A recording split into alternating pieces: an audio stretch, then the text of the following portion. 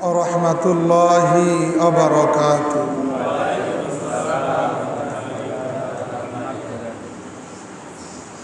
إن الحمد لله نحمده ونستعينه ونستغفره ونؤمن به ونتوكل عليه ونعوذ بالله من شرور أنفسنا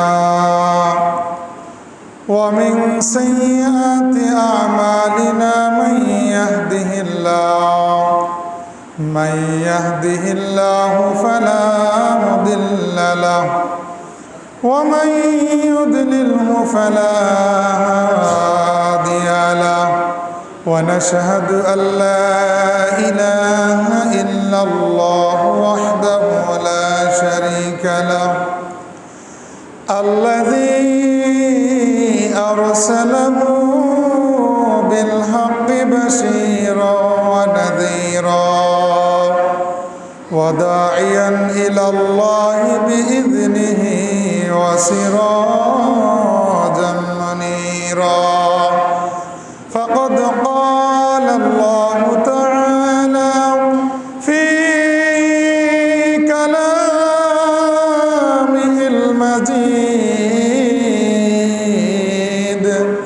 وفرقانه الحميد. أعوذ بالله من الشيطان الرجيم. بسم الله الرحمن الرحيم. إن الله وملائكته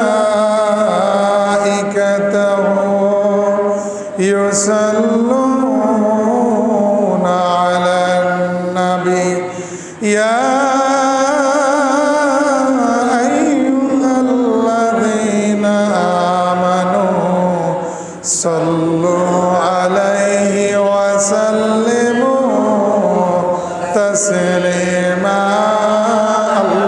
اللهم صل على سيدنا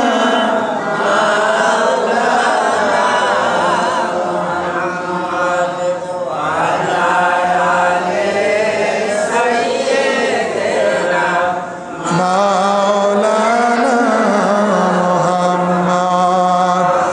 اللهم صل على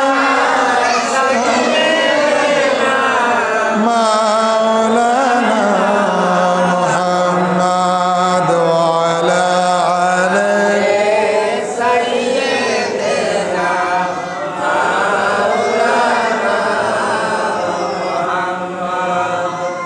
কোন দিন জানি ডাকাশিবে এই গাবারি গর সারিতে গায়ের পোশাক খুলে নিবে সাদা কাপড় পরাইতে। আল্লাহুম্মা সাল্লি আলা সাইয়্যিদিনা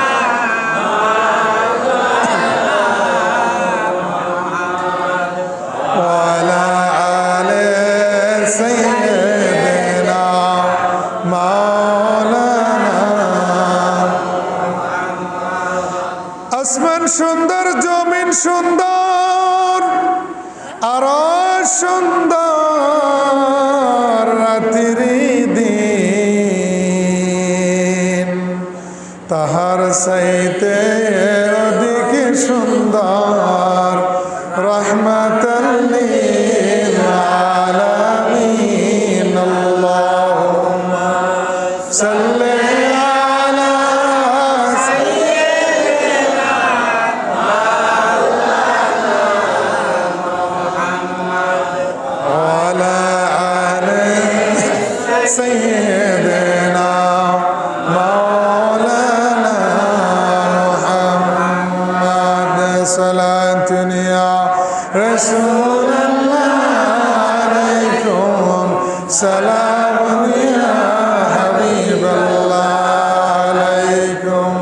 উপস্থিত সম্মানিত দিনদার ইমানদার ইসলাম প্রিয় আমার বাবার সমতুল্য সম্মানিত মুরব্বিয়ান ইকরাম, পর্দার অন্তরালের আমার মা এবং বোনেরা, প্রাণ প্রিয় কলিজার টুকরা যুবক ভাইয়েরা, সকলের প্রতি আমার আবারও আন্তরিক সালাম। সবাই আমার সালাম গ্রহণ করুন। আসসালামু আলাইকুম ওয়া রাহমাতুল্লাহ।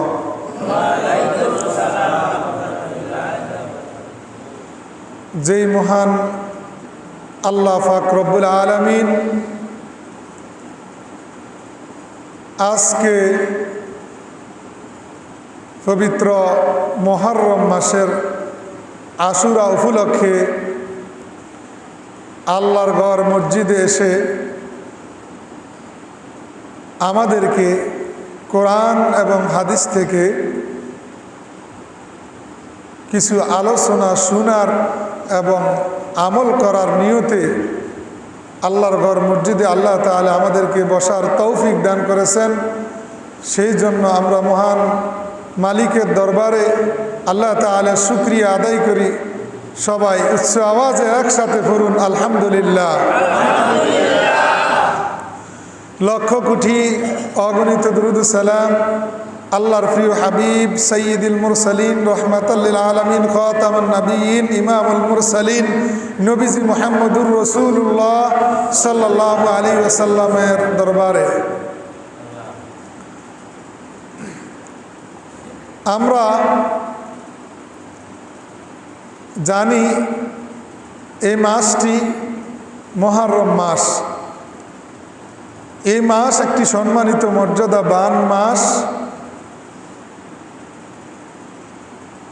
শুধু তাই নয়, আজকের দিনটি আমাদের কাছ থেকে যেই দিনটি অতিবাহিত হয়েছে এই দিনটি ছিল 10 মুহররম, মুহররম মাসের 10 তারিখ,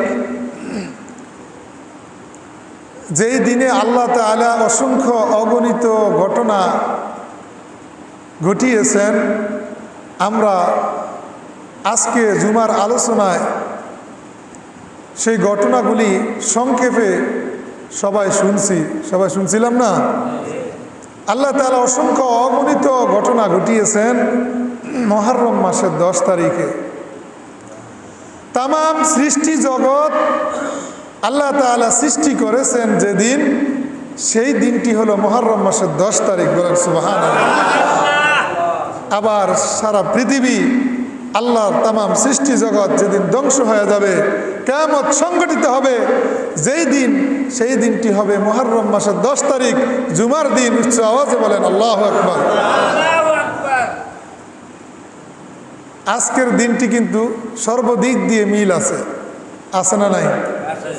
মুহররম মাস, জুমার দিন, 10 তারিখ, এমন একটা দিন আসবে আল্লাহ তাআলা তামাম সৃষ্টি জগৎ ধ্বংস করে দিবেন, কিয়ামত সংগঠিত হবে, পৃথিবীর মানুষগুলি সব এক আল্লাহর দরবারে সারেন্ডার করতে হবে। কথা বলেন ঠিক কিনা?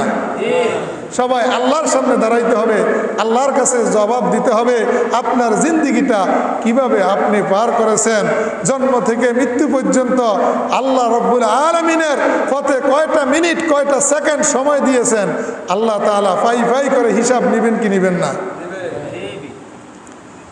কিভাবে সম্পদ উপার্জন করছেন, কিভাবে ব্যয় করছেন, কিভাবে খরচ করছেন, কিভাবে সময় পার করছেন, প্রত্যেকটা মুহূর্তের হিসাব কার কাছে দেওয়া লাগবে? আল্লাহর কাছে দিতে হবে।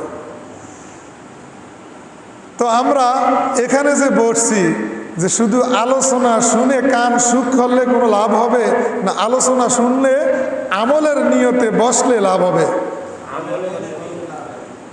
আলোচনা শুনে আমলের নিয়তে বসলে লাভ হবে। কথা বলেন ঠিক কিনা? তাহলে আমরা কি আলোচনা শুনে আমলের নিয়ত করব, নাকি আলোচনা শুনে হুজুরের বয়ান শুনে কানের সুখ করব? কোনটা করব? ইনশাআল্লাহ আমলের নিয়তে বসবো। তো আল্লাহ তাআলা কবুল করুক, আমিন। তো বলতেছিলাম, এই মুহররম মাসে আল্লাহ তাআলা অসংখ্য অগণিত ঘটনা ঘটিয়েছেন 10 তারিখ। কয় তারিখ? 10 তারিখ, যেই দিনকে আশুরা বলা হয়।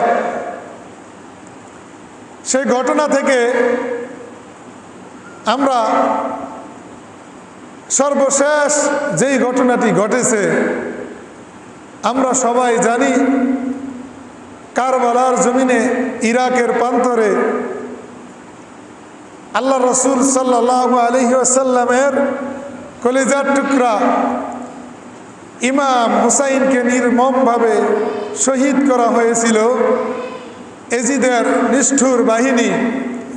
সেই ঘটনা আমরা সবাই জানি না? সবাই জানি। এই ওয়াজ জীবনে কি নতুন শুনছি? কেউ কি জীবনে নতুন শুনছে? আমরা প্রত্যেক বছর আশুরার দিন আসলে এই আলোচনা হয়, প্রত্যেক মসজিদে মসজিদে, জুমার দিনে হয়, আবার 10 তারিখ রাতেও হয়, ঠিক না? কিন্তু এই ঘটনা থেকে আমরা শুধু কান সুখ করলেই কোনো লাভ হবে, নাকি এই ঘটনা থেকে শিক্ষা নিয়ে আমাদেরকে আমল করতে হবে, ঠিক কি না? তাহলে আমরা আজকে এই ঘটনা শুনে এই ঘটনা থেকে শিক্ষা নিব এবং আমাদের করণীয় আমল কি তা আমরা জানবো, আমল করব। রাজি আছেন তো?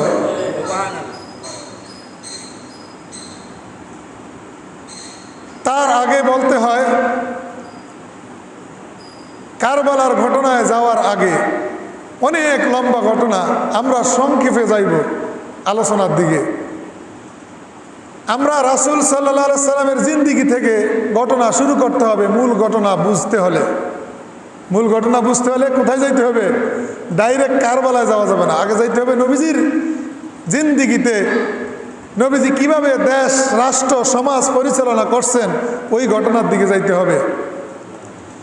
রাসূল সাল্লাল্লাহু আলাইহি সাল্লামের সময় তখনকার সমাজ ব্যবস্থা, রাষ্ট্রীয় ব্যবস্থা ছিল বংশতান্ত্রিক, রাজতান্ত্রিক। মানে রাজা মারা গেলে রাজার সন্তান রাষ্ট্রের ক্ষমতার দায়িত্ব লাভ করত। বুঝছেন তো কথা? আল্লাহ রসুল সাল্লাল্লাহু আলাইহি সাল্লাম মক্কা থেকে মদিনায় যাওয়ার পর গণতান্ত্রিক ইসলামিক একটি রাষ্ট্র প্রতিষ্ঠিত করেছেন। বলেন সুবহানাল্লাহ।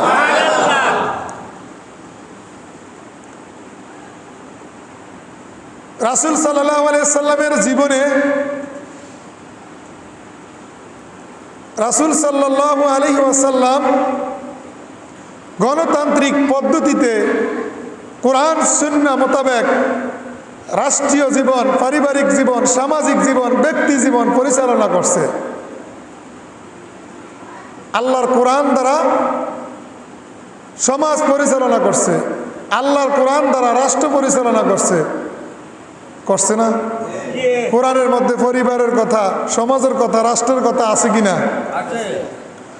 তো নবীজি দুনিয়া থাকা অবস্থায় নবীজির যে পুত্র সন্তানগুলি ছিল আল্লাহ তাআলা দুনিয়া থাকা অবস্থায় নিয়ে গিয়েছেন। তার কারণ হলো নবীজি দুনিয়া থাকা অবস্থায় সন্তানগুলি নিয়ে গিয়েছেন। নবীজি ইন্তেকালের পরে দুনিয়া থেকে চলে গেলে সন্তানেরা যেন রাষ্ট্রীয় ক্ষমতার দায়িত্ব নিতে না পারে, যেন এই কথা বলতে পারে না বাবার পরিবর্তে আমি দায়িত্ব, যেটা করে যারা রাজতন্ত্র পালন করে। আল্লাহ তাআলা এই জন্য সূরা আহজাবের মধ্যে ঘোষণা করলেন, মা কানা মুহাম্মাদুন আবা আহাদিম মির রিজালিকুম ওয়ালাকিন রাসূলুল্লাহি ওয়া খাতামান নাবিয়্যিন ওয়া কানা আল্লাহু বিকুল্লি শাইইন আলিমা। রব্বুল আলামিন বলেন, মুহাম্মদ সাল্লাল্লাহু আলাইহি সাল্লাম তোমাদের মধ্যে কোনো পুরুষের পিতা নয়, ওয়ালাকিন রাসূলুল্লাহ, বরং তিনি হলেন আল্লাহর রাসূল। বলেন সুবহানাল্লাহ। ওয়া খাতামান নাবিয়্যিন, শুধু তিনি আল্লাহর রাসূল না, তিনি সর্বশেষ নবী। তারপরে আর কোনো নবী রাসূল এই পৃথিবীতে আসবে না। আলোচনার দিকে মনোযোগ দেন। মনোযোগ দিয়ে যদি আলোচনা না শুনেন তাহলে বুঝবেন না। এই কারবালার ঘটনাকে কেন্দ্র করে আপনার ঈমান, আকীদা, আপনার আমল সব কিছু নির্ভর করে। আপনার যদি ঈমান, আকীদা ঠিক না থাকে তাহলে আপনার আমল কোনো কাজে আসবে? ঈমান আগে না আমল আগে? ওই দিন বলছিলাম না, আগে কি? ঈমান। ঈমানের আগে কি? ঈমানের আগে কি বলতে পারবেন না? এলেম। ঈমানের আগে কি? এলেম মানে আগে জানা। আল্লাহ বলছেন কোরআনের কথা, আল্লাহ রাব্বুল আলামিন বলেন ফা'লাম আন্নাহু লা ইলাহা, সুবহানাল্লাহ বলেন। আল্লাহ রাব্বুল আলামিন বলতেছেন ফা'লাম, আগে তুমি জানো, আন্নাহু লা ইলাহা ইল্লাহু, তারপর তুমি সাক্ষী দাও আল্লাহ ছাড়া কোনো ইলাহ নেই, তারপর তুমি আল্লাহর প্রতি ঈমান আনো, বলেন সুবহানাল্লাহ। তাহলে আগে এলেম, আগে কি, তারপরে ঈমান, তারপরে আমল, তারপর কি, তা আপনি আমল করতেছেন, আপনার এলেমও নাই ঈমানও নাই, কোনো কাজে আসবে? আগে জানতে হবে, ঈমান ঠিক করতে হবে, আমল করতে হবে। আমল, ইন্নাল্লাযীনা আমানু ওয়া আমিলুস সালিহাত লাহুম জান্নাতুন নাঈম, বলেন সুবহানাল্লাহ। আল্লাহ বলেন ইন্নাল্লাযীনা আমানু, নিশ্চয়ই যারা ঈমান আনছে, ওয়া আমিলুস সালিহাত, যারা ঈমান আনার পর আমলে সালেহ করছে, তাদের জন্য জান্নাতুন নাঈম, নিয়ামত, যেই জান্নাতের মধ্যে নিয়ামতে ভরপুর, তার জন্য আমি ওই জান্নাত রেখেছি, বলেন সুবহানাল্লাহ। তাহলে এই ঘটনা না বুঝলে ঈমান ঠিক রাখতে পারবেন না, কারণ ফিতনার জমানা। কিসের জমানা? ফিতনার জমানা। আপনার ঈমান যদি ঠিক না থাকে, আমলে কি কোনো কাজে আসবে? তখন আগে জানতে হবে, ঈমান ঠিক করতে হলে আগে কি করতে হবে? জানতে হবে। তো বলতেছিলাম, আল্লাহ বলেন নবী আমার, আপনি হলেন আল্লাহর রসুল, আপনি সর্বশেষ নবী, আপনার পরে কোনো নবী রাসূল আসবে না। নবীজি আমার দুনিয়া থাকা অবস্থায় আমার নবীর সন্তানগুলি আল্লাহ দুনিয়া থেকে নিয়ে গিয়েছেন। নবীজি দুনিয়া থাকা অবস্থায় পরবর্তী খলিফা কে নির্বাচিত হবে, নবীজির পরে কে রাষ্ট্রীয় দায়িত্ব গ্রহণ করবে, নবী কাউকে নির্বাচিত করে যান নাই। আমার নবী দুনিয়া থেকে চলে যাওয়ার পর সাহাবায়ে কেরাম সবাই পরামর্শের মাধ্যমে হযরত আবু বকর রাদিয়াল্লাহকে খেলাফতের দায়িত্ব দান করেন, বলেন সুবহানাল্লাহ। কাকে দায়িত্ব দিছে? হযরত আবু বকর। হযরত আবু বকরকে খেলাফতের দায়িত্ব দিলেন। হযরত আবু বকর খোলাফায়ে রাশিদিনের প্রথম খলিফা। তিনি যখন দুনিয়া থেকে চলে গেলেন, সাহাবায়ে কেরাম আমার সবার পরামর্শের মাধ্যমে হযরত ওমর রাদিয়াল্লাহকে খেলাফতের দায়িত্ব দিলেন। খেলাফতের দায়িত্ব দিলেন হযরতে ওমর রাদিয়াল্লাহ। খেলাফত পরিচালনা করার পর তিনি জীবনের শেষ মুহূর্তে 6 সদস্যের একটি কমিটি গঠন করে দিয়ে যান। ওই কমিটির লোকেরা যেন হযরত ওমর ইন্তেকাল করার পর যেন তারা পরবর্তী খলিফা নির্বাচিত করতে পারে, বলেন সুবহানাল্লাহ। কিন্তু কাউকে মনোনীত করে যায় না যে অমুকে খলিফা, এই কথা বলে যায় না। হযরত ওমর দুনিয়া থেকে চলে গেলেন, সবাই ওই 6 সদস্যের কমিটি সবাই নির্বাচিত করলেন হযরত ওসমান রাদিয়াল্লাহকে।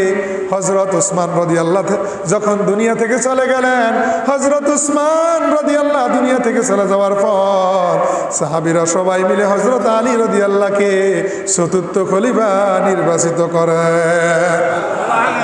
হযরত আলী যখন চতুর্থ খলিফা হলেন, হযরত আলীর জীবনের শেষ মুহূর্তে যখন চলে আসলো, হযরত আলী দুনিয়া থেকে বিদায় হয়ে যাওয়ার পর হযরত আলীর পুত্র আমার নবীর নাতি হযরতে ফাতেমার বড় ছেলে হযরতে ইমাম হাসান রাদিয়াল্লাহকে খেলাফতের দায়িত্ব দেওয়া হয়, বলেন সুবহানাল্লাহ। হযরত হাসান রাদিয়াল্লাহ খেলাফতের দায়িত্ব গ্রহণ করার পর তিনি 6 মাস মাত্র রাষ্ট্রীয় ক্ষমতায় ছিলেন। 6 মাস রাষ্ট্র পরিচালনা করলেন। কয় মাস? 6 মাস। তিনি দেখলেন সমাজের মধ্যে মুসলমানদের মধ্যে মারামারি কাটাকাটি, মুসলমানরা গৃহযুদ্ধের মধ্যে নিজেরা ঝগড়া বিবাদ করতেছে। হযরত হাসান দেখলেন যে পরিস্থিতি খুবই খারাপ। তিনি কি করলেন? আমার নবীর সাহাবী হযরত মুয়াবিয়া রাদিয়াল্লাহকে খেলাফতের দায়িত্ব দিয়ে দিলেন। কাকে? হযরত মুয়াবিয়া রাদিয়াল্লাহকে খেলাফতের দায়িত্ব দিয়ে দিলেন। হযরত মুয়াবিয়া রাদিয়াল্লাহ খেলাফতের দায়িত্ব পাওয়ার পর তিনি 20 বছর খেলাফতের দায়িত্ব পালন করছেন। সুবহানাল্লাহ বলেন। কয় বছর? 40 হিজরিতে হযরত আলী ইন্তেকাল করেন। 6 মাস দায়িত্ব পালন করছে হযরত হাসান। তারপরে 61 হিজরি পর্যন্ত দায়িত্ব পালন করছে কে? হযরতে মুয়াবিয়া। হযরতে মুয়াবিয়া দায়িত্ব পালন করার পর তিনি দুনিয়ায় থাকা অবস্থায় তার পুত্র এজিদকে তিনি রাষ্ট্রীয় দায়িত্ব দেওয়ার কথা বলে গেছেন। এই মূল ঘটনার দিকে আমরা যাইতেছি, খুব মনোযোগ দিয়ে শুনতে হবে। মুয়াবিয়া যখন সন্তান এজিদকে রাষ্ট্রীয় দায়িত্ব দিলেন, তখন কিন্তু ইসলামের ব্যাপক বিজয়, চারদিকে ইসলামের বাণী ছড়িয়ে পড়েছে। এক দেশ থেকে আরেক দেশে, কথা বলেন ঠিক কিনা? চারদিকে ইসলামের বাণী ছড়িয়ে পড়েছে। এক দেশ থেকে আরেক দেশের এক দেশ থেকে আরেক দেশের মধ্যে ইসলামের প্রচার চলতেছে। ইসলাম সারা পৃথিবীর মধ্যে ছড়িয়ে পড়তেছে। বলেন সুবহানাল্লাহ। মুয়াবিয়া রাদিয়াল্লাহু যখন 61 হিজরি সাল দুনিয়া থেকে চলে গেলেন, সন্তান এজিদ খেলাফতের দায়িত্ব গ্রহণ করলেন। ক্ষমতা যখন এজিদ আসলো, সবাই এজিদকে মেনে নেয় না। কিছু সংখ্যক লোক এজিদকে খেলাফতের দায়িত্ব নেওয়ার পর খলিফা হিসাবে মানছে, অধিকাংশ মানুষ মানে না।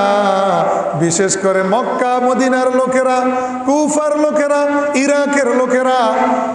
নবীর যে সমস্ত সাহাবীরা মক্কা মদিনায় জীবিত ছিলেন, ওই সাহাবীরা মুয়াবিয়ার সন্তান এজিদকে দায়িত্ব দেওয়ার পর মেনে নেয় না। দায়িত্ব নেওয়ার পর কি করে না? মেনে নেয় না। কেউ মেনে নিছে, বেশিরভাগ লোক মেনে নেয় না। ইরাক এবং কুফার লোকদের প্রস্তাব দেওয়া হলো ইমাম হুসাইনের প্রতি। হযরত ফাতেমার এক সন্তানের নাম হাসান, আরেক সন্তানের নাম কি? হুসাইন। ইমাম হুসাইনকে খেলাফতের দায়িত্ব নেওয়ার জন্য কুফা থেকে বিভিন্নভাবে প্রস্তাব করতেছে। এক এক করে ইমাম হুসাইনের কাছে চিঠি আসতেছে। ইমাম হুসাইন তখন ছিলেন মদিনায়। কোথায় ছিলেন? ইমাম হুসাইন কোথায় ছিলেন? মনে রাখতে হবে, ইমাম হুসাইন তখন মদিনায়। আর কুফার লোকেরা ইমাম হুসাইনকে বলতেছে, আপনি রাষ্ট্রীয় ক্ষমতা দায়িত্ব গ্রহণ করেন। এজিদকে আমরা খলিফা হিসেবে মানি না। এজিদ লম্পট, এজিদ মদ খায়, এজিদ জিনা করে, এজিদ সমাজের মধ্যে কোরআন দিয়ে রাষ্ট্র পরিচালনা করে না, এজিদ ইসলাম বিদ্বেষী, এজিদ কোরআন সুন্নাহর ধারে কাছে নাই। এজিদ যাকে আল্লাহ যেই নারীকে বিবাহ করা হারাম করছে তাকে হালাল মনে করে তার সঙ্গে জিনা করে। বলেন নাউজুবিল্লাহ। এজিদ অসংখ্য জুলুম নির্যাতন করতেছে সমাজের মধ্যে। আল্লাহর কোরআন দিয়ে সমাজ চালায় না, রাষ্ট্র চালায় না। আল্লাহর নবীর রেখে যাওয়া ইসলাম থেকে সে দূরে সরে গেছে। এজিদ ইসলাম বিরোধী কার্যকলাপ করতেছে সমাজের মধ্যে, দেশের মধ্যে ইসলাম বিরোধী কার্যকলাপ করতেছে সমাজের মধ্যে। সে মানুষের উপর জুলুম অত্যাচার শুরু করে দিল। আর এই অবস্থা দেখে সবাই প্রস্তাব করলো, নবীজির কলিজার টুকরা নাতি হযরত ফাতেমার সন্তান ইমাম হুসাইনকে খেলাফতের দায়িত্ব দেওয়ার জন্য। বলেন সুবহানাল্লাহ। কাকে দায়িত্ব দেওয়ার কথা বলতেছে? ইমাম হুসাইনকে এক এক করে যখন চিঠি পাঠাইতেছে, ইমাম হুসাইন নবীর যেই সাহাবীরা মদিনায় মক্কায় জীবিত ছিলেন, বিশেষ করে মদিনার লোকদের সাথে পরামর্শ করলেন। কুফা থেকে আমাকে চিঠি দিতেছে। কি দিতেছে? চিঠির মাধ্যমে প্রস্তাব করতেছে। আল্লাহর নবীর সাহাবীদের সঙ্গে ইমাম হুসাইন পরামর্শ করলেন। কুফার লোকেরা আমাকে প্রস্তাব করতেছে কুফায় যাওয়ার জন্য। তারা আমার অপেক্ষামান হয়ে আছে। তারা বলতেছে আমি খেলাফতের দায়িত্ব গ্রহণ করার জন্য, আমি রাষ্ট্রীয় ক্ষমতা গ্রহণ করে আল্লাহর জমিনে আল্লাহর দ্বীন কায়েম করতে হবে। সুবহানাল্লাহ বলেন। আল্লাহর জমিনে আল্লাহর কোরআন দিয়ে রাষ্ট্র চলবে। আল্লাহর জমিনে আমার রাসূলের রেখে যাওয়া সুন্নত তরিকায় রাষ্ট্র চলবে। কথা বলেন ঠিক কিনা? কোরআন দ্বারা রাষ্ট্র চালাইতে হবে, সমাজ চালাইতে হবে, পরিবার চালাইতে হবে। নিজের ব্যক্তি জীবন থেকে শুরু করে পারিবারিক জীবন, সামাজিক জীবন, রাষ্ট্রীয় জীবন, আন্তর্জাতিক জীবন, সর্বক্ষেত্রে কোরআনের মধ্যে এই বিধানগুলি আছে না নাই? আছে না নাই? কোরআনের মধ্যে আপনার পারিবারিক জীবন কিভাবে চালাইবেন, সামাজিক জীবন কিভাবে চালাইবেন, সামাজিক জীবন, রাষ্ট্রীয় জীবন, আন্তর্জাতিক জীবন কিভাবে চালাইবেন, সব কথা কোরআনে আছে না নাই? চোর ধরছে, চোরের শাস্তি কিভাবে দিব, কোরআনে আছে না নাই? জিনা করছে, শাস্তি কিভাবে দিবা, আছে না নাই? সন্তান বাপ মা মারা গেলে বাপের সম্পদ কতটুক পাইবে, কোরআনে আছে না নাই? আছে। তাহলে কোরআন দ্বারা যারা বলে সমাজ চলতে পারে না, দেশ চলতে পারে না, তারা কি ইমানদার না বেঈমান? কথা বলে না। তারা কোরআন মানে কি মানে না? মানে না। যে কোরআন মানে না সে ইমানদার না বেঈমান? সে পাক্কা শয়তান, বলে নাউজুবিল্লাহ। তাই ইমাম হুসাইনকে প্রস্তাব করলো, চিঠির মাধ্যমে এক এক করে চিঠি পাঠাইতেছে, এক এক করে কি পাঠাইতেছে? চিঠি পাঠাইতেছে। কুফার লোকেরা আপনাকে খেলাফতের দায়িত্ব দেওয়ার জন্য, আপনার হাতে বায়াত গ্রহণ করার জন্য সবাই প্রস্তাব করতেছে। ইমাম হুসাইন এই জন্য মদিনার লোকদের সাথে একটা আলোচনা করলেন, সবাইকে বললেন যে আমাকে কুফায় যাইতে হবে। কুফার লোকেরা আমাকে চিঠি দিতেছে, আমি কুফায় যা যেন আমার নানার রেখে যাওয়া ইসলাম প্রতিষ্ঠা করি, আল্লাহর জমিনে আল্লাহর কোরআন দ্বারা যেন রাষ্ট্র পরিচালনা করি। এজিদ ইসলাম থেকে দূরে সরে গেছে, এজিদ কোরআন বিরোধী, এজিদ আমার রসুল বিরোধী, এজিদ আল্লাহর কোরআনের বিরুদ্ধে আইন করতেছে, এজিদ কোরআনের বিরুদ্ধে কথা বলতেছে, এজিদ সমাজের মধ্যে মদ পান করতেছে, মদের লাইসেন্স দিতেছে, জিনা করতেছে, এজিদ মানুষের উপর জুলুম করতেছে, মানুষদেরকে হত্যা করতেছে। আমার অপেক্ষায় সবাই কুফার মধ্যে অপেক্ষা করতেছে। যখন ইমাম হুসাইন মদিনার লোকদের সঙ্গে আলোচনা করলেন, নবীর সাহাবীরা সবাই বললেন, যারা ইমাম হুসাইনকে মোহাব্বত করে ভালোবাসে, আপনি যাইন না কুফায়। কুফায় যদি যান, কুফার লোকেরা এজিদ যখন আক্রমণ করবে কুফার লোকদেরকে, তখন তারা এজিদের পক্ষে চলে যাবে, আপনার সঙ্গে কেউ থাকবে না, তখন এজিদ আপনাকে হত্যা করবে। বলেন সুবহানাল্লাহ। কি বলতেছে? আপনি যাইন না, এজিদের পক্ষে থেকে যখন আক্রমণ শুরু হবে তখন সবাই তো তার দলে চলে যাইবে, ঠিক না? আপনি বিপদের মধ্যে পড়বেন। যারা ইমাম হুসাইনকে মোহাব্বত করে ভালোবাসে তারা বলতেছে আপনি যাইন না, আপনাকে গেলে তারা হত্যা করে ফেলবে। ইমাম হুসাইন বললেন, অনেক চিন্তা ভাবনা করে দেখলেন, লোকেরা বারবার চিঠি দিতেছে, চিঠির মাধ্যমে লেখলো 1 লক্ষ লোক আপনার হাতে বায়াত গ্রহণ করবে। সুবহানাল্লাহ বলেন। আপনি তাড়াতাড়ি আসেন। ইমাম হুসাইন চিন্তা ভাবনা করে যাওয়ার সিদ্ধান্ত নিলেন। তার আগে ইমাম মুসলিম নামক একজন সাহাবী আল্লাহর নবীর, ওই সাহাবীকে তিনি কুফার অবস্থা দেখার জন্য পাঠাইলেন। বলেন সুবহানাল্লাহ। কুফার অবস্থা কি তা দেখার জন্য একজন লোক পাঠাইলেন। ইমাম মুসলিমকে পাঠাইলেন কুফায়। কোথায়? কুফা। জায়গার নাম কি? দেশের নাম কুফা। কুফা নগরীতে পাঠাইলেন। ইমাম মুসলিম যখন কুফায় গেলেন, সেখানে যাওয়ার পর সবাই ইমাম মুসলিমের জন্য পাগল, ইমাম হুসাইনের জন্য পাগল। একদিনে ইমাম মুসলিমের হাতে ইমাম হুসাইনের পক্ষ হইয়া 40,000 লোক বায়াত গ্রহণ করছে।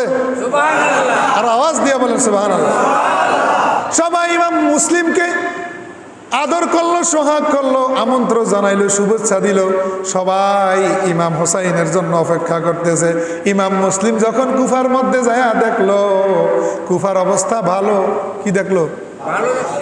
খুব মনোযোগ। কুফার অবস্থা কি দেখছে? ভালো দেখছে। ভালো দেখার কারণে ইমাম মুসলিম ইমাম হুসাইনের কাছে একখানা চিঠি লিখলো, পত্রের মাধ্যমে জানাইলো আপনি তাড়াতাড়ি কুফায় আসেন, সবাই আপনার জন্য পাগল, সবাই আপনার হাতে বায়াত গ্রহণ করবে, এজিদের পক্ষে কেউ নাই, আপনি তাড়াতাড়ি কুফায় আসেন। এইদিকে ইমাম মুসলিম ইমাম হুসাইনের কাছে চিঠি পাঠাইলো আসার জন্য, আর এইদিকে এজিদ খবর পাইলো কুফায় ইমাম হুসাইনের লোক বসবাস করতেছে, ইমাম হুসাইনের কাছে সবাই বায়াত গ্রহণ করবে। কুফায় যারা আছে এর মধ্যে মুনাফিকও তো আছে। এজিদের কাছে গোপন খবর লাগানোর লোক আছে না নাই? খবর ট্রান্সফার করেন না লোক আছে না? এবার এজিদের কাছে খবর পাঠাইলো আপনি দামেস্কে বয়া সেখানে নারী নিয়া মদ নিয়া আমোদ ফুর্তি করতেছেন, এইদিকে তো ইমাম হুসাইন কুফা দখল করতেছে, ইমাম হুসাইনের কাছে সবাই বায়াত গ্রহণ করতেছে।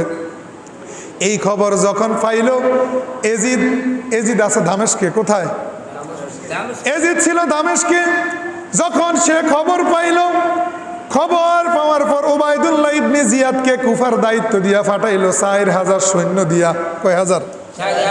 দায়িত্ব দিল ওবায়দুল্লাহ ইবনে জিয়াদ। কাকে? ওবায়দুল্লাহ ইবনে জিয়াদ। আর কুফার দায়িত্বে তখন ছিল নুমান ইবনে বশির আমার নবীর একজন সাহাবী, তিনি ছিলেন ভালো, তিনি ছিলেন নবীর মুহাব্বতের এবং ইমাম হুসাইনের পক্ষের লোক, বলেন সুবহানাল্লাহ। তাহলে এজিদ কুফা থেকে নুমান ইবনে বশিরকে ক্ষমতা থেকে সরানোর জন্য লোক পাঠাইলেন 4,000 সৈন্য। কয় হাজার? সাথে পাঠাইলেন দায়িত্ব দিয়া ওবায়দুল্লাহ ইবনে জিয়াদকে, তার নাম ওবায়দুল্লাহ ইবনে জিয়াদ। ওবায়দুল্লাহ ইবনে জিয়াদকে বললেন এজিদ, কে বলছে? এজিদ বলল তুমি তাড়াতাড়ি যাও, নুমান ইবনে বশিরকে ক্ষমতা থেকে সরায়া যায় কুফা তুমি দখল করো, ইমাম হোসাইনকে কুফায় প্রবেশ করতে দিবে না, তাদেরকে যায় সেখানে তুমি সাইজ করো, কুফা যায় দখল করো। যখন ওবায়দুল্লাহ ইবনে জিয়াদ আসলো কুফায়, আসার পর কুফার লোকদেরকে আক্রমণ শুরু করে দিল, নুমান ইবনে বশিরকে ক্ষমতা থেকে সরায়া দিল, বলেন নাউজুবিল্লাহ। ক্ষমতা থেকে সরাইয়া দেওয়ার পর ওই যে ইমাম হুসাইন লোক ফাটাইছে ইমাম মুসলিমকে, মনে আছে নি? কাকে ফাটাইছে মনে আছে? কি জন্য ফাটাইছে? কুফার অবস্থা দেখার জন্য। মনোযোগ দিয়ে শুনবেন, খুব মনোযোগ। কুফার অবস্থা দেখার জন্য ইমাম মুসলিমকে ফাটাইছে। ইমাম মুসলিমকে ওবায়দুল্লাহ ইবনে জিয়াদ ক্ষমতা দখল করার পর ইমাম মুসলিমকে নির্মমভাবে তারা হত্যা করে ফেললো। এইদিকে চিঠি ফাটাইলো কার কাছে? ইমাম হুসাইনের কাছে চিঠি ফাটাইলো তাড়াতাড়ি কুফা আসার জন্য। ইমাম হুসাইন যাকে ফাটাইছে এজিদের লোকেরা তাকে বন্দি করে হত্যা করে ফেললো, তাকে শহীদ করে ফেললো। এইদিকে কুফার অবস্থা এখন খারাপ না ভালো? ভালো। আর এজিদের খারাপ, এখন অবস্থা কি? খারাপ। ক্ষমতা দখল করে লাইছে এজিদের লোকেরা। ইমাম হোসাইনের যে লোক ছিল ইমাম মুসলিম, তাকে হত্যা করে ফেললো। এখন অবস্থা ভালো না খারাপ? তা ইমাম হোসাইন যদি আসে অবস্থা খারাপ হবে না ভালো হবে? ঠিক না? এবার ইমাম হুসাইন এইদিকে চিঠি পায়া কুফার উদ্দেশ্যে রওনা হলেন, কারণ চিঠির মধ্যে লেখা আছে আপনি তাড়াতাড়ি আসেন, কুফার অবস্থা ভালো, সবাই আপনার জন্য অপেক্ষা করতেছে। ইমাম হুসাইন কুফার উদ্দেশ্যে রওনা হওয়ার জন্য 22 জন পরিবারের সদস্য, সর্বমোট 72 জন সঙ্গী সাথী নিয়ে রওনা হলেন। রওনা হয়ে আমার নবীর রওজা গেলেন, নবীর রওজা জিয়ারত করলেন। মক্কা থেকে, মদিনা থেকে মক্কা গেলেন, বাইতুল্লাহ আল্লাহর ঘর জিয়ারত তাওয়াফ করলেন। আল্লাহর ঘর তাওয়াফ করার পর কুফার উদ্দেশ্যে রওনা হলেন। অনেক ঘটনা আছে, আমি সোজা যাইতে গিয়েছি, সোজা যাইতে আছি এখন কারবালার দিকে। কোন দিকে? এখন ইমাম হুসাইন মদিনা থেকে মক্কায় গেলেন, আল্লাহর ঘর বাইতুল্লাহ তাওয়াফ করে সেখান থেকে রওনা হলেন কোন দিকে? কুফার উদ্দেশ্যে। কোন দিকে? কুফা যাইবেন এই উদ্দেশ্যে রওনা হলেন। সৈন্য সাথী কয়জন? 72 জন। পরিবারের সদস্য কয়জন? 22 জন। পরিবারের সদস্য কয়জন? 22 জন। তিনি কোনো যুদ্ধের জন্য যায় না, তিনি যাইতেছে কুফার লোকেরা দাওয়াত দিছে যাওয়ার জন্য, সবাই ওনার হাতে বায়াত গ্রহণ করবে, এই জন্য পরিবারের সদস্যদেরকে নিয়ে তিনি যাইতেছেন। তিনি যুদ্ধের জন্য যায় না, তার সঙ্গে কোনো অস্ত্র শস্ত্র ছিল না। যখন রওনা হলেন, যাইতে যাইতে যাইতে যাইতে যখন এমন একটা জায়গায় গেলেন যেই জায়গাটার নাম হলো কারবালা, সেখানে যায় দেখে এজিদের লোকেরা রাস্তা বেরিঘাট দিয়ে রাখছে, ইমাম হোসাইনকে কুফায় যাইতে দিবে না। ইমাম হোসাইন যখন দেখলেন তাদেরকে, বলল তোমরা ব্যাপার কি, রাস্তা বন্ধ করে রাখছো কেন? বলে তুমি কোথায় যাইবা? এজিদের লোকেরা বলতেছে, ইমাম হুসাইন বলতেছে আমি কুফায় যাইব, কুফার লোকেরা আমাকে চিঠি লেখছে যাওয়ার জন্য, এই যে দেখো আমার সঙ্গে চিঠি আছে, তাদের চিঠি। এজিদের নিষ্ঠুর লোকেরা বলল তোমাকে কুফায় যাইতে দেওয়া হবে না, তোমার সঙ্গে আমরা যুদ্ধ করব, তোমাকে হত্যা করব। ইমাম হুসাইন বলতেছে আমি তো ভাই যুদ্ধ করার জন্য আসি না, আমি তো তোমাদেরকে হত্যা করার জন্য আসি না, আমি তো ক্ষমতা দখল করার জন্য আসি না, আমার সঙ্গে তোমরা কেন যুদ্ধ করবা? আমি তো যুদ্ধ করার জন্য কোনো সঙ্গী সাথী নিয়ে আসি না, আমি আমার পরিবারের সদস্যদেরকে নিয়ে কুফা যাইতেছি। ইমাম হুসাইন এইভাবে তাদেরকে বলতেছে। আর এজিদের নিষ্ঠুর লোকেরা বলল, না তোমার কোনো কথা শুনবো না, তোমাকে আমরা হত্যা করব। ইমাম হোসাইন বলতেছে, কেন, আমার অপরাধ কি, আমি কি অপরাধ করেছি? নিষ্ঠুর এজিদের লোকেরা বলল, তোমাকে আমরা ছাড়বো না, তোমাকে দুইটা প্রস্তাব করব, এক না হয় আমাদের সঙ্গে যুদ্ধ করবা, আর না হয় এজিদের হাতে বায়াত গ্রহণ করে, এজিদের হাতে বায়াত গ্রহণ করে এজিদকে খলিফা হিসেবে মানবা। এটা কি কোনোদিন সম্ভব? পাপিষ্ঠ এজিদের হাতে বায়াত গ্রহণ করবে নবীজির বংশের, নবীজির নাতি ইমাম হোসাইন? এটা তো প্রশ্নই আসতে পারে না। কথা বলেন ঠিক কিনা? আপনি মানবেন যে লোক মদ খায়, জুয়া খেলে, নারী নিয়ে ফুর্তি করে, তার হাতে কোনো ইমানদার মুমিন মুসলমান তাকে খলিফা হিসেবে মানতে পারে? ইমাম হুসাইন দেখলেন তারা খুব উত্তেজিত। এবার ইমাম হুসাইন তাদেরকে বললেন, তোমাদেরকে তিনটা প্রস্তাব করব। কয়টা প্রস্তাব? তিনটা প্রস্তাব করব। তোমরা আমাকে, এক নম্বরে হয় আমাকে ছেড়ে দাও, আমি মক্কা মদিনায় চলে যাই, মদিনা থেকে আসছি। দ্বিতীয় প্রস্তাব করলো, তোমরা আমাকে ছেড়ে দাও, আমি কোনো অমুসলিম দেশে চলে যাই, সেখানে যা দ্বীনের দাওয়াত দিব, কোরআনের দাওয়াত দিব, আমার নানার রেখে যাওয়া ইসলামের দাওয়াত তাদের কাছে দিব। তিন নাম্বার প্রস্তাব করলেন, তোমরা আমাকে না হয় এজিদের কাছে নিয়ে যাও, আমি এজিদের সঙ্গে পূজা পড়া করব। তিনটা প্রস্তাব করার পরেও নিষ্ঠুর এজিদের লোকেরা মানলো না। বলেন নাউজুবিল্লাহ। তারা বলল, তোমাকে আমরা হত্যা করব, আর না হয় তুমি এজিদের হাতে বায়াত গ্রহণ করো, এজিদকে খলিফা হিসাবে মানো। ইমাম হোসাইন ডাক দিয়া বলে, ও কুফার লোকেরা, ও নিষ্ঠুর এজিদের লোকেরা, জীবন দিব ঈমান দিব না। বলেন সুবহানাল্লাহ। জীবন দিব ঈমান দিব না। যারা কোরআনের বিরুদ্ধে কথা বলবে, আল্লাহর বিরুদ্ধে কথা বলবে, নবীর বিরুদ্ধে কথা বলবে, নবীর হাদিসের বিরুদ্ধে কথা বলবে, আলেমদের বিরুদ্ধে কথা বলবে, তাদেরকে কখনো ক্ষমতা দেওয়ার পরেও তাদেরকে কখনো ক্ষমতাবান হিসাবে কোনো ইমানদার মেনে নিতে পারে না। কথা বলেন ঠিক কিনা? যুগ যুগ ধরে এরকম এজিদের মতো জাহেল সরকার সারা পৃথিবীর মধ্যে আসছে। কথা বলেন ঠিক কিনা? কোন ইমানদার মুমিন যারা কোরআনের বিরুদ্ধে কথা বলে, আল্লাহর বিরুদ্ধে, রাসূলের বিরুদ্ধে, নবীর ওলামায়ে কেরাম যারা তাদের বিরুদ্ধে কথা বলে, তাদেরকে কখনো রাষ্ট্রীয় ক্ষমতার পাওয়ার পরেও তাদেরকে কখনো মানতে পারে না। ইমাম হোসাইন মানছে? ইমাম হোসাইন কি বলল? বলল, ও কুফার লোকেরা, এজিদের লোকেরা, আমি ইমাম হোসাইন নবীজির নাতি, আমি ইমাম হোসাইন জীবন দিব, ঈমান দিব না। কি দিব না? ঈমান দিব না। ইমাম হোসাইন বলল, আমি জীবন দিব, ঈমান দিব না। ডাক দিয়া স্ত্রী শহরবানু, ইমাম হোসাইনের স্ত্রীর নাম শহরবানু। স্ত্রীর নাম কি? ডাক দিয়া বলতেছে, শহরবানু গো, ও শহরবানু, আমরা তো আর সামনে যাইতে পারবো না। নিষ্ঠুর এজিদের লোকেরা সামনে, আমাদেরকে আর সামনে যাইতে দিবে না। এই জায়গাটাতে, যে জায়গাটাতে এখন অবস্থান করতেছে, এটা যে কারবালার ময়দান, সেটা কিন্তু ইমাম হোসাইন জানে না। সেটা কি এখনো জানে না। ইমাম হোসাইন বলল, শহরবানু গো, আমরা এখানেই থাকতে হবে, তাড়াতাড়ি তাবু বানাও, খাজুর গাছ থেকে খাজুরের ডাল কাটো। ইমাম হুসাইনের স্ত্রী খাজুর গাছের মধ্যে খাজুরের ডাল কাটতে গেলেন। খাজুর গাছের মধ্যে খাজুরের ডালের মধ্যে যখন কোপ দিলেন, কোপ দেওয়ার সঙ্গে সঙ্গে খাজুর গাছের ওই ডাল থেকে তাজা তাজা রক্ত বাইর হইতেছে। ইমাম হুসাইনের স্ত্রী শহরবানু রক্ত দেখিয়া চিৎকার দিয়া বললেন, স্বামী গো। স্বামীর কাছে ধরে গেলেন, বলে, ও প্রাণের স্বামী, ঘটনা কি? আমি ভয় পেয়ে গেলাম, আমি যে খাজুর গাছের ডালের মধ্যে কোপ দিলাম, খাজুর গাছের ডালের থেকে তাজা তাজা রক্ত বাইর হয়। ইমাম হুসাইনের স্ত্রী যখন এই কথা বললেন, ইমাম হুসাইনের মনের মধ্যে খবর হয়ে গেছে।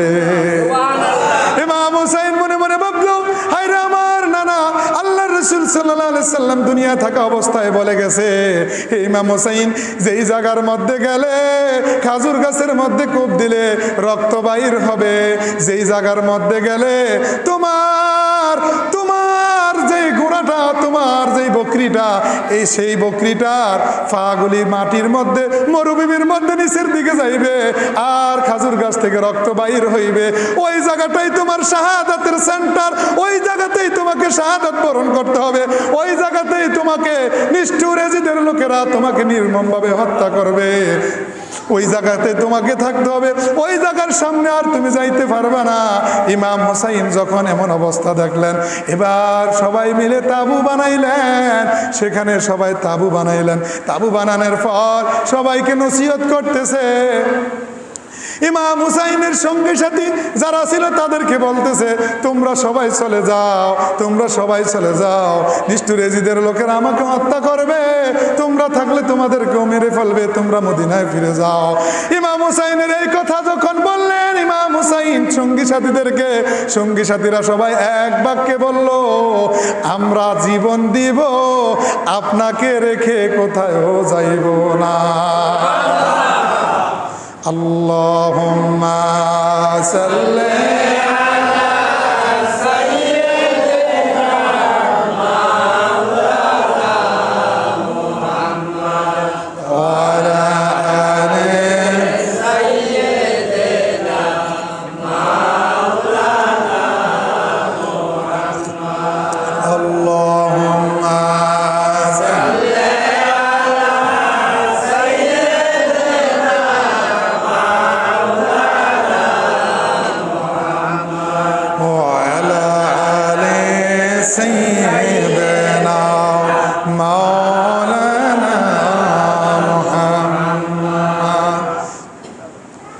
ইমাম হোসাইন কোথায় আছে এখন? কারবালার ময়দানে। কোথায় আছে? কারবালার ময়দানে এখন উত্তেজনা অবস্থা, যুদ্ধ দুই পক্ষের মধ্যে লেগে যাবে, অনেক ঘটনা। আমি সোজা মানে মূল ঘটনার দিকে চলে যাইতেছি। এখানে অনেক ঘটনা ঘটছে। তার আগে ইমাম হুসাইনের সঙ্গী সাথীরা সবাই তাঁবুর মধ্যে অবস্থান করতেছে, আর এইদিকে এজিদের সৈন্যবাহিনী যুদ্ধের জন্য তৈরি হয়ে আছে। তারা ইমাম হোসাইনকে হত্যা করার জন্য তৈরি হয়ে আছে। যুদ্ধ শুরু হয়ে গেল।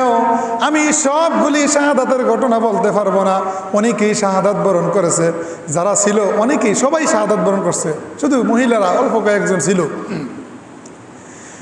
সবাই শাহাদাত বরণ করলো, সবাই শেষ, যুদ্ধ শুরু হয়ে গেল। যুদ্ধ কি? শুধু ইমাম হুসাইনের সন্তান আলী আকবর আর ইমাম হুসাইনের শাহাদাতের এই দুইটা কথাই বলবো, দুইজনের শাহাদাতের ঘটনা বলবো, শুনবেন তো? সবগুলি বলার সময় নাই, তাহলে সবগুলা বলতে গেলে 4 ঘন্টা লাগবে। তাহলে যুদ্ধ শুরু হওয়ার পর এক এক করে ইমাম হুসাইনের সঙ্গী সাথী সবাই শেষ হয়ে গেল। শুধু আছে ইমাম হুসাইনের সন্তান আলী আকবর। আছে কে? আর ইমাম হুসাইন। এজিদের সৈন্যরা তারা ডাক দিয়ে বলতেছে, হে ইমাম হুসাইন, তাড়াতাড়ি তাবু থেকে বাইর হও, তোমাকে আমরা হত্যা করব, তোমাকে আমরা কল্লা কাটবো, তোমার দেহ থেকে তোমার বডিটা আলাদা করে দিব, তোমার কল্লাটা আমরা এজিদের কাছে নিয়ে যাইব। এই কথা যখন শুনলেন আলী আকবর, ইমাম হুসাইনের সন্তান আলী আকবর ডাক দিয়া বলে, আব্বা।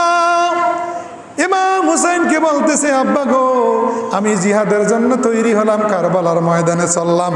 আলী আকবর যখন এই কথা বললেন, ইমাম হুসাইন বলল, ও বাবা আলী আকবর, তুই যাইস না রে কারবালার ময়দানে।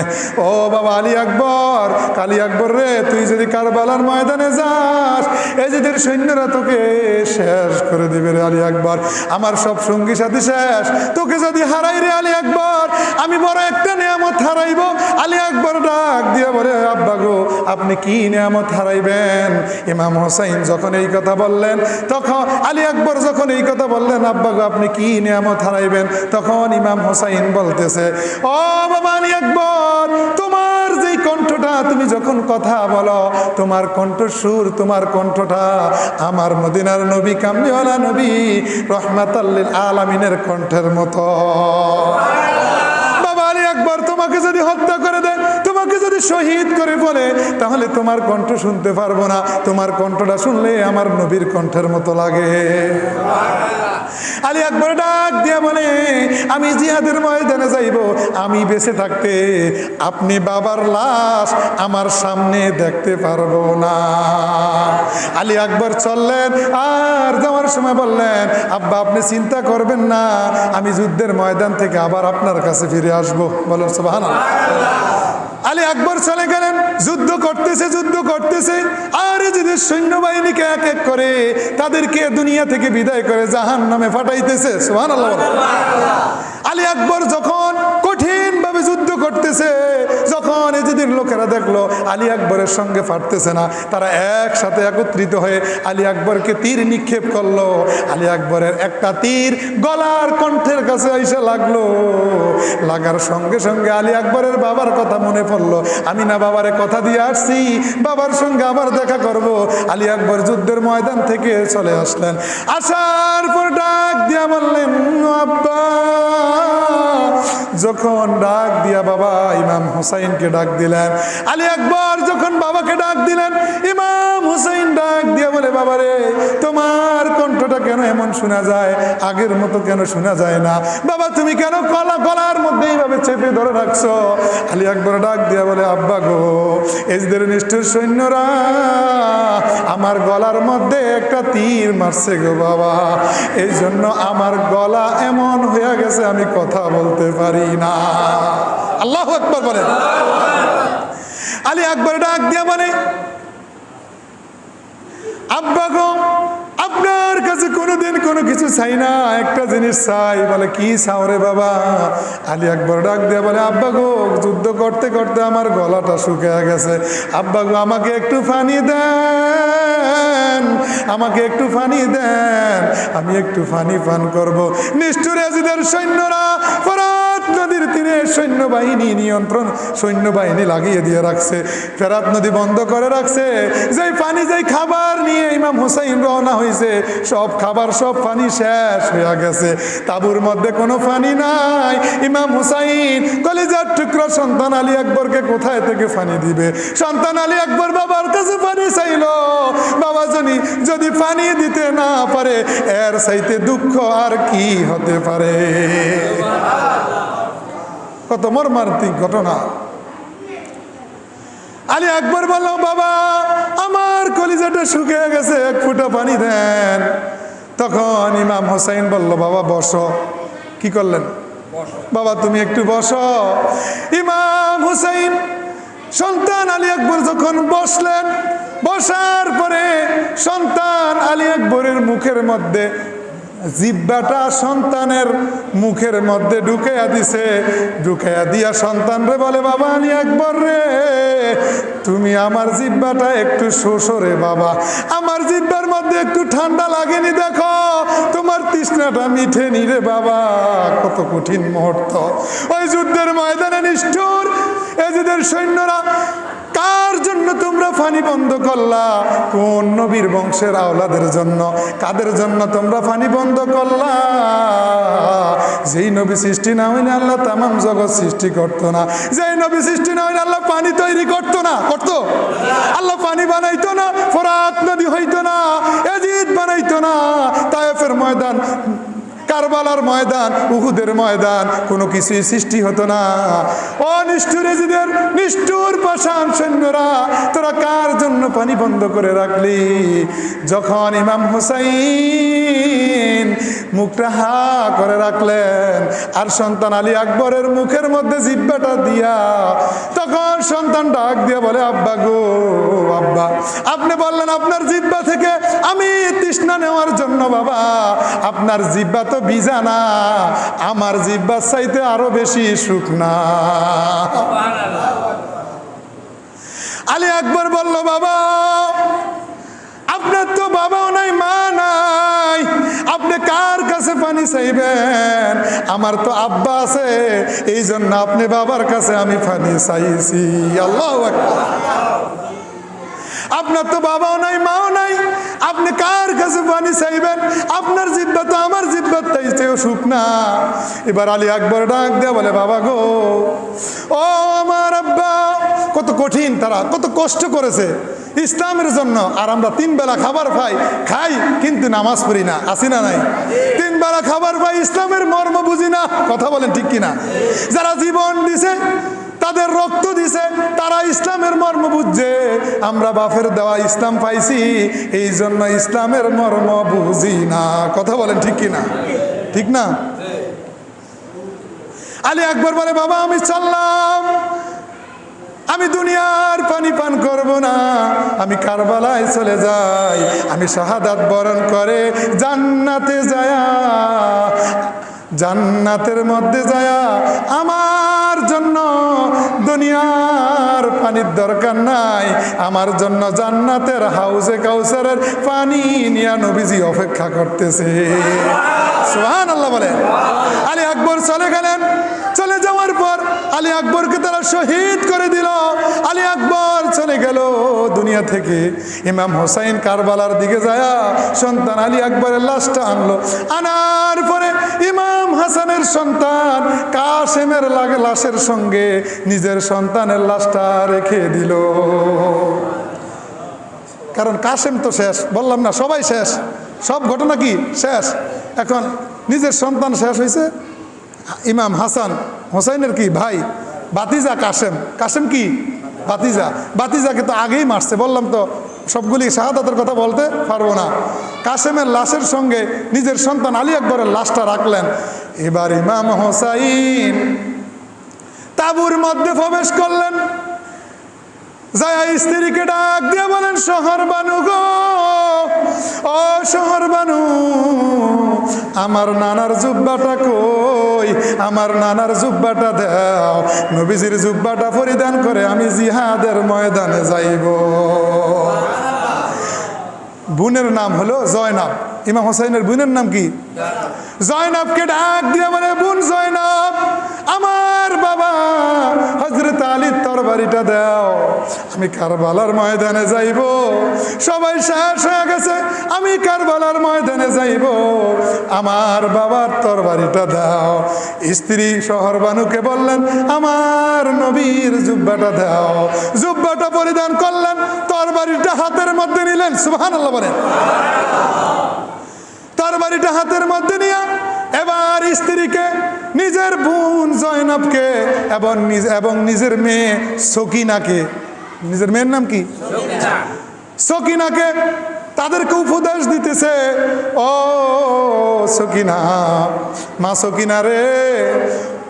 এরপরে বোন জয়নাবকে বলল, জয়নাব রে। স্ত্রী শহরবানুকে বলল, শহরবানু গো, আমি যদি দুনিয়া থেকে চলে যাই, আমি যদি শাহাদাত বরণ করি, তাহলে তোমরা কেউ কান্নাকাটি করবে না, তোমরা কেউ বিলাপ করে কানবা না, হাউমাউ করে কান্নাকাটি করবে না। কেননা নানাজান বলে গেছে, আল্লাহর রসুল বলছে, দুনিয়ায় থাকা অবস্থায় মহিলারা যদি মানুষ মারা গেলে হাউমাউ করে বিলাপ করে কান্নাকাটি করে, ওই মহিলার কবরে আযাব হবে। নাউজুবিল্লাহ বলেন।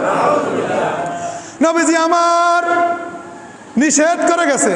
আমাদের সমাজের মধ্যে তো মা বোনেরা এক বাড়িতে মারা গেলে দল বেঁধে আরেক বাড়িতে যায় আর বিলাপ করে কান্না করে, আছে না নাই? কত কঠিন ইসলাম। সাহাবায়ে কেরাম, নবীজির নাতি ইমাম হুসাইন যুদ্ধের ময়দানে আমার নবীর রেখে যাওয়া ইসলাম যে আদর্শ শিক্ষা দিছে তা ভুলে না, সে আদর্শ ওই যুদ্ধের ময়দানে ভুলে না, শিক্ষা দিতেছে, আমি মারা গেলে তোমরা কানবা না, তোমাদেরকে নিষেধ করে গেলাম। সুবহানাল্লাহ বলে। নিজের বউরে মানা করছেননি কোনোদিন যে মানুষ মারা গেছে যাইও না, বিলাপ করে কানবা না? বুইনেরে বলছেননি, নিজের মারে বলছেননি, কেউ বলি না। এই হইলাম আমরা মুসলমান, নামে মুসলমান। কথা বলেন ঠিক কিনা? এবার ইমাম হুসাইন বলল স্ত্রী শহরবানুকে, সবাইকে নসিহত করতেছে, আমি চলে গেলে তোমরা কেউ তাবু থেকে বাইর হইবে না। স্ত্রী শহরবানুকে বলতেছে, দায়ুস কোনোদিন জান্নাতে যাইবে না, শহরবানু গো তুমি তাবু থেকে বাইর হইবা না, তাবু থেকে বাইর হইলে পরপুরুষ তোমাকে দেখবে, পর্দা লঙ্ঘন হবে। পর্দা কি হবে? কারবালার ঘটনার মধ্যে পর্দার কথা আছে না নাই? তাহলে পর্দা করা লাগবে কিনা? আমার নবী যখন মেরাজের মধ্যে গেলেন, মেরাজের মধ্যে যখন জান্নাত দেখলেন, জাহান্নাম দেখলেন, জাহান্নামের মধ্যে নবীজি আমার গেলেন, জাহান্নামের মধ্যে যায়া দেখে একদল নারীকে জাহান্নামের আগুনগুলি তাদের মুখের মধ্যে ঢুকাইতেছে, আর ওই মহিলাগুলি ঘাউ মাউ করে চিৎকার করতেছে। নবীজি আমার জিব্রাইলকে ডাক দিয়া বলে, ভাই জিব্রাইল, এই মহিলাগুলিকে, এই মহিলাগুলির কেন এমন কঠিন শাস্তি চলতেছে? জিব্রাইল আলাইহিস সালাম ডাক দিয়া বলে, ইয়া রাসূলুল্লাহ, নবী গো, এই মহিলাগুলি তারা যারা দুনিয়ায় থাকা অবস্থায় মানুষ মারা গেলে বিলাপ করে হাউমাউ করে কান্নাকাটি করত। নাউজুবিল্লাহ বলেন। ও গৌরশ্বর গ্রামের মায়েরা, ও আমার বোনেরা, গভীর মনোযোগ দিয়া একটু শুনেন, আর আমার নবীর রেখে যাওয়া নবীজির কলিজার টুকরা নাতি ইমাম হুসাইনের কথা শুনেন কি বলতেছে গো মা। মানুষের বাড়িতে যা বিলাপ করে হাউমা করে কান্নাকাটি করবেন না, নিজেকে জাহান্নামী বানাইবেন না। নবীজি আমার বলে গেছে, দায়ুস কোনোদিন জান্নাতে যাইবে না। দায়ুস কোনা দেবে না? জান্নাতে যাওয়া তো দূরের কথা, জান্নাতের সুঘ্রাণও পাইবে না। যেই নারী স্বামীর কথা শুনে না, স্বামীর আনুগত্য করে না, স্বামীর খেদমত করে না। আজকের আলোচনায় বলছিলাম কার কথা? রহিমার কথা। কার কথা বলছিলাম? রহিমা। কার স্ত্রী? আইয়ুব আলাইহিস সালামের স্ত্রী রহিমার কথা বলছিলাম না? সারা শরীর পচে গেছে, স্ত্রী স্বামীর খেদমত ছাড়ছে? স্বামীকে ছেড়ে চলে যায় না। ও মায়েরা গো, স্বামীর খেদমত করতে হবে, স্বামীর অবাধ্য হওয়া যাবে না, স্বামীর কৃতজ্ঞতা করতে হবে। কাল কিয়ামতের ময়দানে আমার আল্লাহ স্বামীকে জিজ্ঞেস করবে আপনার ব্যাপারে, আপনার ব্যাপারে আল্লাহ সার্টিফিকেট নিবে আপনার স্বামীর কাছ থেকে, আপনাকে জিজ্ঞেস করবে আপনার ব্যাপারে, আল্লাহর কাছে জিজ্ঞেস, আল্লাহ রাব্বুল আলামিন জিজ্ঞেস করবে আপনার স্বামীকে, তোমার স্ত্রী কেমন ছিল, তোমার স্ত্রী পর্দা করছে কিনা, তোমার স্ত্রী তোমার হুকুম মানছে কিনা, তোমার স্ত্রী সন্তুষ্ট ছিল কিনা তোমার প্রতি, তুমি যা আনছো তা তোমার স্ত্রী হাসি খুশি মানছে কিনা। আল্লাহর কাছে যদি আপনার স্বামী আপনার জন্য সাপোর্ট দেয়, আল্লাহর কাছে যদি বলে আমার স্ত্রী ভালো ছিল, তাহলে আপনার জন্য আল্লাহর জান্নাত। আর যদি আপনার ব্যাপারে আপনার স্বামী কাল কিয়ামতের ময়দানে আল্লাহর কাছে বলে আমার স্ত্রী ভালো ছিল না, আমার স্ত্রী আমার আনুগত্য করে না, তাহলে আপনি জাহান্নামী হয়ে যাইবেন। শুধু তাই নয়, স্বামীদের ব্যাপারে আবার স্ত্রীর কাছ থেকে আমার আল্লাহ সার্টিফিকেট নেবে। স্ত্রীদেরকে বলবে তোমার স্বামী কেমন ছিল, তোমার স্বামী তোমাকে পর্দার কথা বলছে কিনা, নামাজের কথা বলছে কিনা, তোমাকে পর্দা মতো চালাইছে কিনা, তোমার হক আদায় করছে কিনা।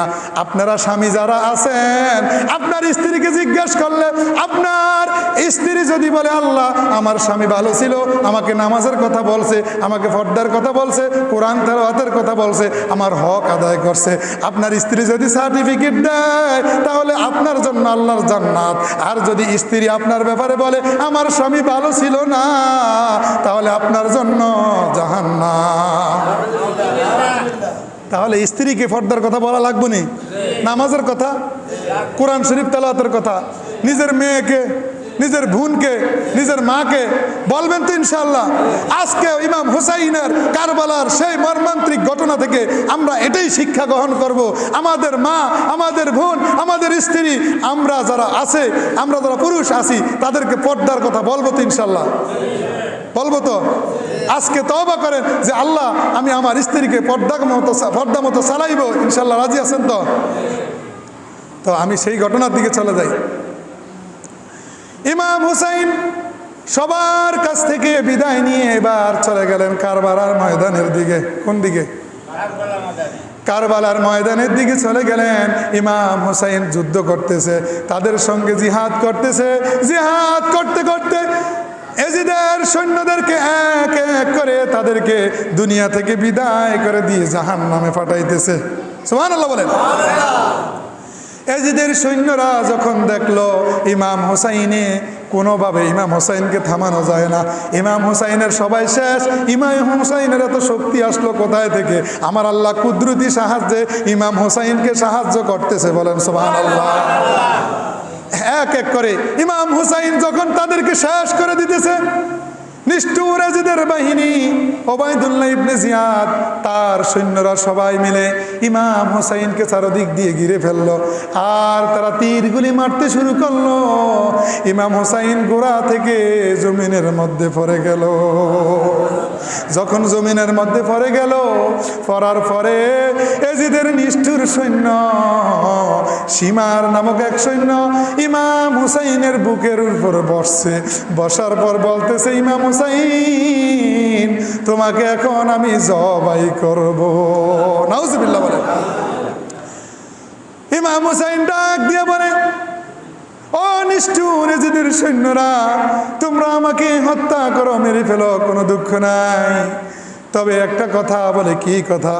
বলে আমাকে 2 রাকাত নামাজ পড়ার সুযোগ দাও, আমি 2 রাকাত নামাজ পড়ব।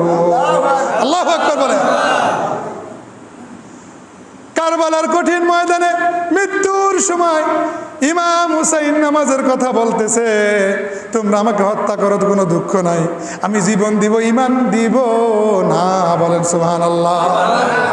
জীবন দিব, কি দিব না? ইমান দিব না।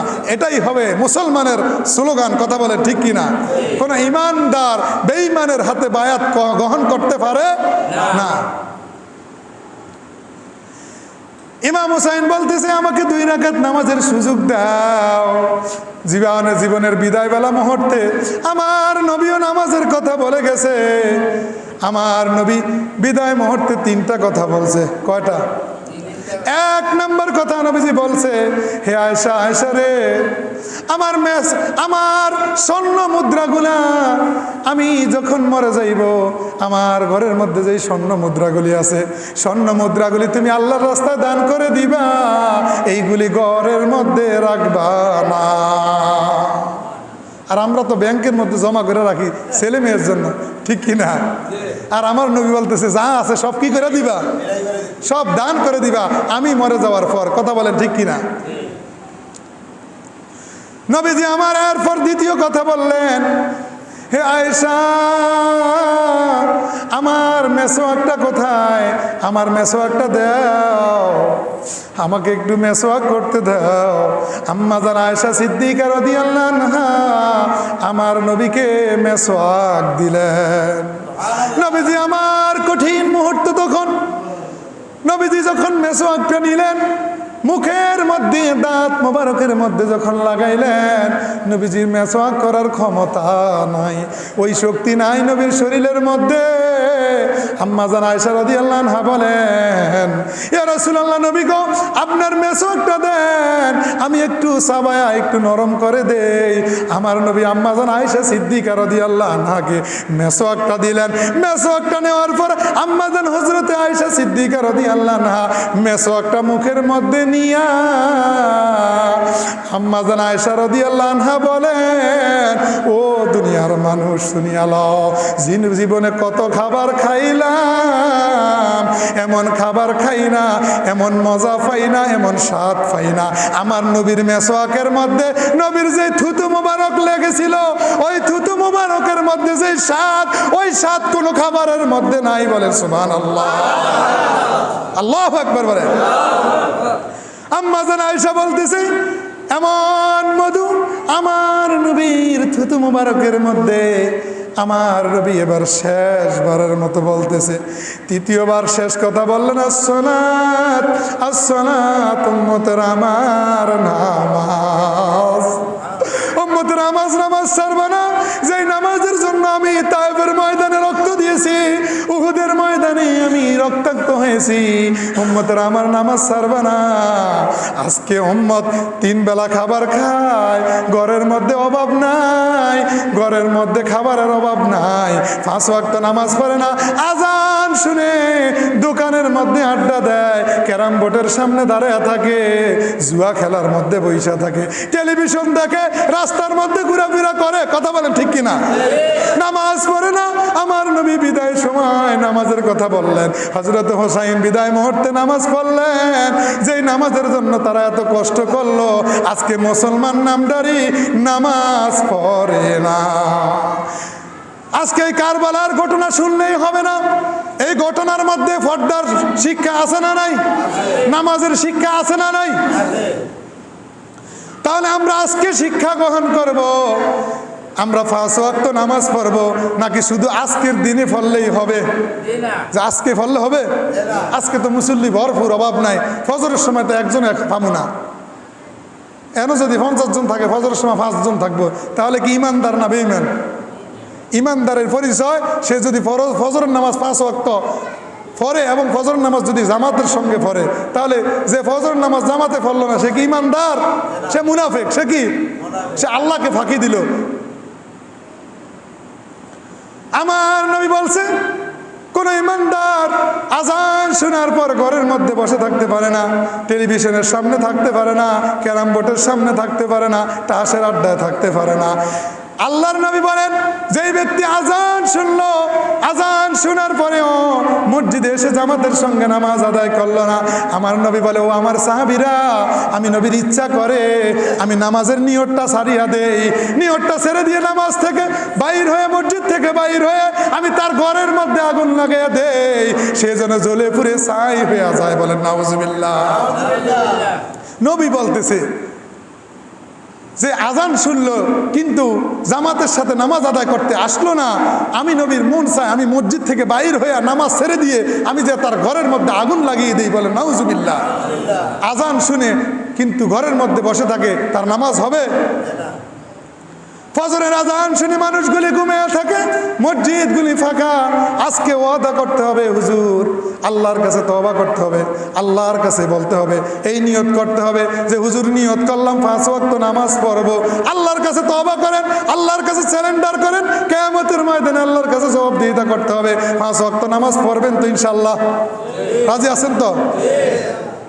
যতক্ষণ এই ঘটনা শুনবেন ততক্ষণ মনের মধ্যে আনন্দ লাগে নাকি? কান সুখ করলে কোনো লাভ হবে না। এই ঘটনা থেকে আমরা শিক্ষা নিতে হবে। কি নিতে হবে?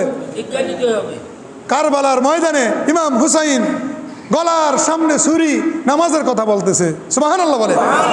আমার নবী বিদায় মুহূর্তে মেসওয়াক করার ক্ষমতা নাই, সেই নবী বলতেছে নামাজ, আসসালাত আসসালাত, উম্মতেরা আমার নামাজ, নামাজ ছেড়ে দিবে না। সেই নামাজ ছেড়ে দিয়ে আজকে উম্মত ঘরের মধ্যে ঘুমায়, টেলিভিশন দেখে, ক্যারাম বোর্ড খেলে, তাস খেলে, রাস্তাঘাটে বিভিন্নভাবে আড্ডা দেয়। কথা বলেন ঠিক কিনা? তাহলে 5 ওয়াক্ত নামাজ পড়বো তো ইনশাআল্লাহ?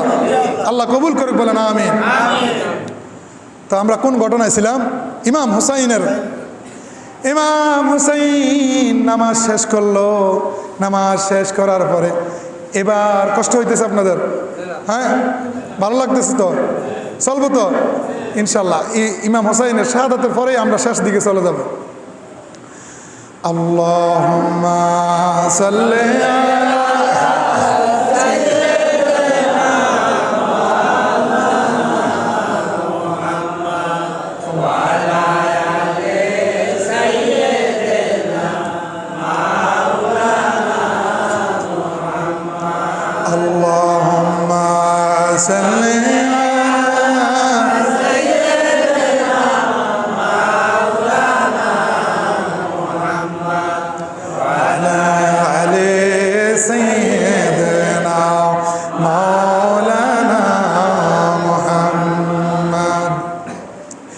ইমাম হুসাইন নামাজ শেষ করলেন।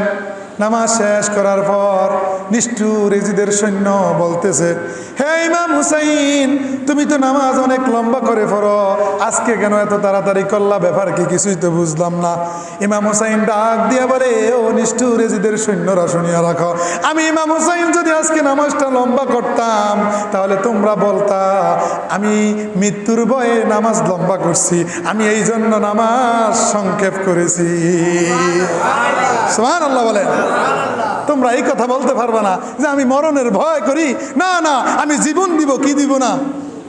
ইমান দিব না। কি দিব না? আমি জীবন দিব ইসলামের জন্য, কোরআনের জন্য, আমার নানার রেখে যাওয়া, নবীজির রেখে যাওয়া ইসলাম প্রতিষ্ঠিত করার জন্য, আল্লাহর জমিনে আল্লাহর দিন কায়েম করার জন্য আমি জীবন দিব। তোমাদের ইজিদের হাতে বায়াত গ্রহণ করে আমি ঈমান নষ্ট করব না। ইমাম হুসাইন বলতেছেন, আমি নামাজটা এই জন্য সংক্ষেপ করলাম, নিষ্ঠুর এজিদের সৈন্য সীমার আমার নবীর কলিজার টুকরা নাতি ইমাম হুসাইনের গলার মধ্যে ছুরি লাগানো শুরু করলো। ইমাম হুসাইন ডাক দিয়া বলে, তুমি ছুরি চালাইবা, কিন্তু আমি ইমাম হুসাইনের গলা জবাই হবে না। ও নিষ্ঠুর সীমার, তুমি যেই দিক দিয়ে ছুরি চালাইতেছ, এখানে আমার নানা রাহমাতাল লিল আলামিন নবীজি অসংখ্য গণিতবার চুমু দিয়েছে। যেই জায়গায় আমার নবীর চুমু লাগছে, এই জায়গায় ছুরি লাগবে না। ইমাম হুসাইন বলে, তুমি এই দিক দিয়ে ছুরি চালাও, আর না হয় এই দিক দিয়ে চালাও, আর না হয় পিছন দিক দিয়ে চালাও। যখন অন্য দিক দিয়ে ছুরিটা চালাইলো, ইমাম হুসাইন দুনিয়া থেকে বিদায় হয়ে গেল। ইন্না লিল্লাহি ওয়া ইন্না ইলাইহি রাজিউন। মুহররমের 10 তারিখে কি ঘটাইলেন রব্বানা, কলিজা ফাটিয়া যায় গো বলিতে তার ঘটনা। পড়েন সবাই, মুহররমের 10 তারিখে কি ঘটাইলেন রব্বানা, কলিজা ফাটিয়া যায় গো বলিতে তার ঘটনা। হাসান শহীদ জোহরেতে, হুসাইন শহীদ কারবালা, জয়নাল আবেদিন বন্দি রইল এজিদের জেলখানায়। মুহররমের 10 তারিখে কি ঘটাইলেন রব্বানা, কলিজা ফাটিয়া যায় গো বলিতে তার ঘটনা। আল্লাহু আকবার।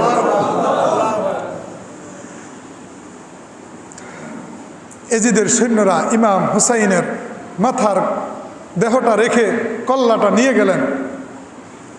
আর এই দিকে ইমাম হুসাইনের যেই ঘোড়াটা ছিল, ঘোড়াটা দৌড় দিয়া চলে আসলো তাঁবুর দিকে। তাঁবু চিনেননি? যেখানে পরিবার পরিজনের লোকেরা আছে।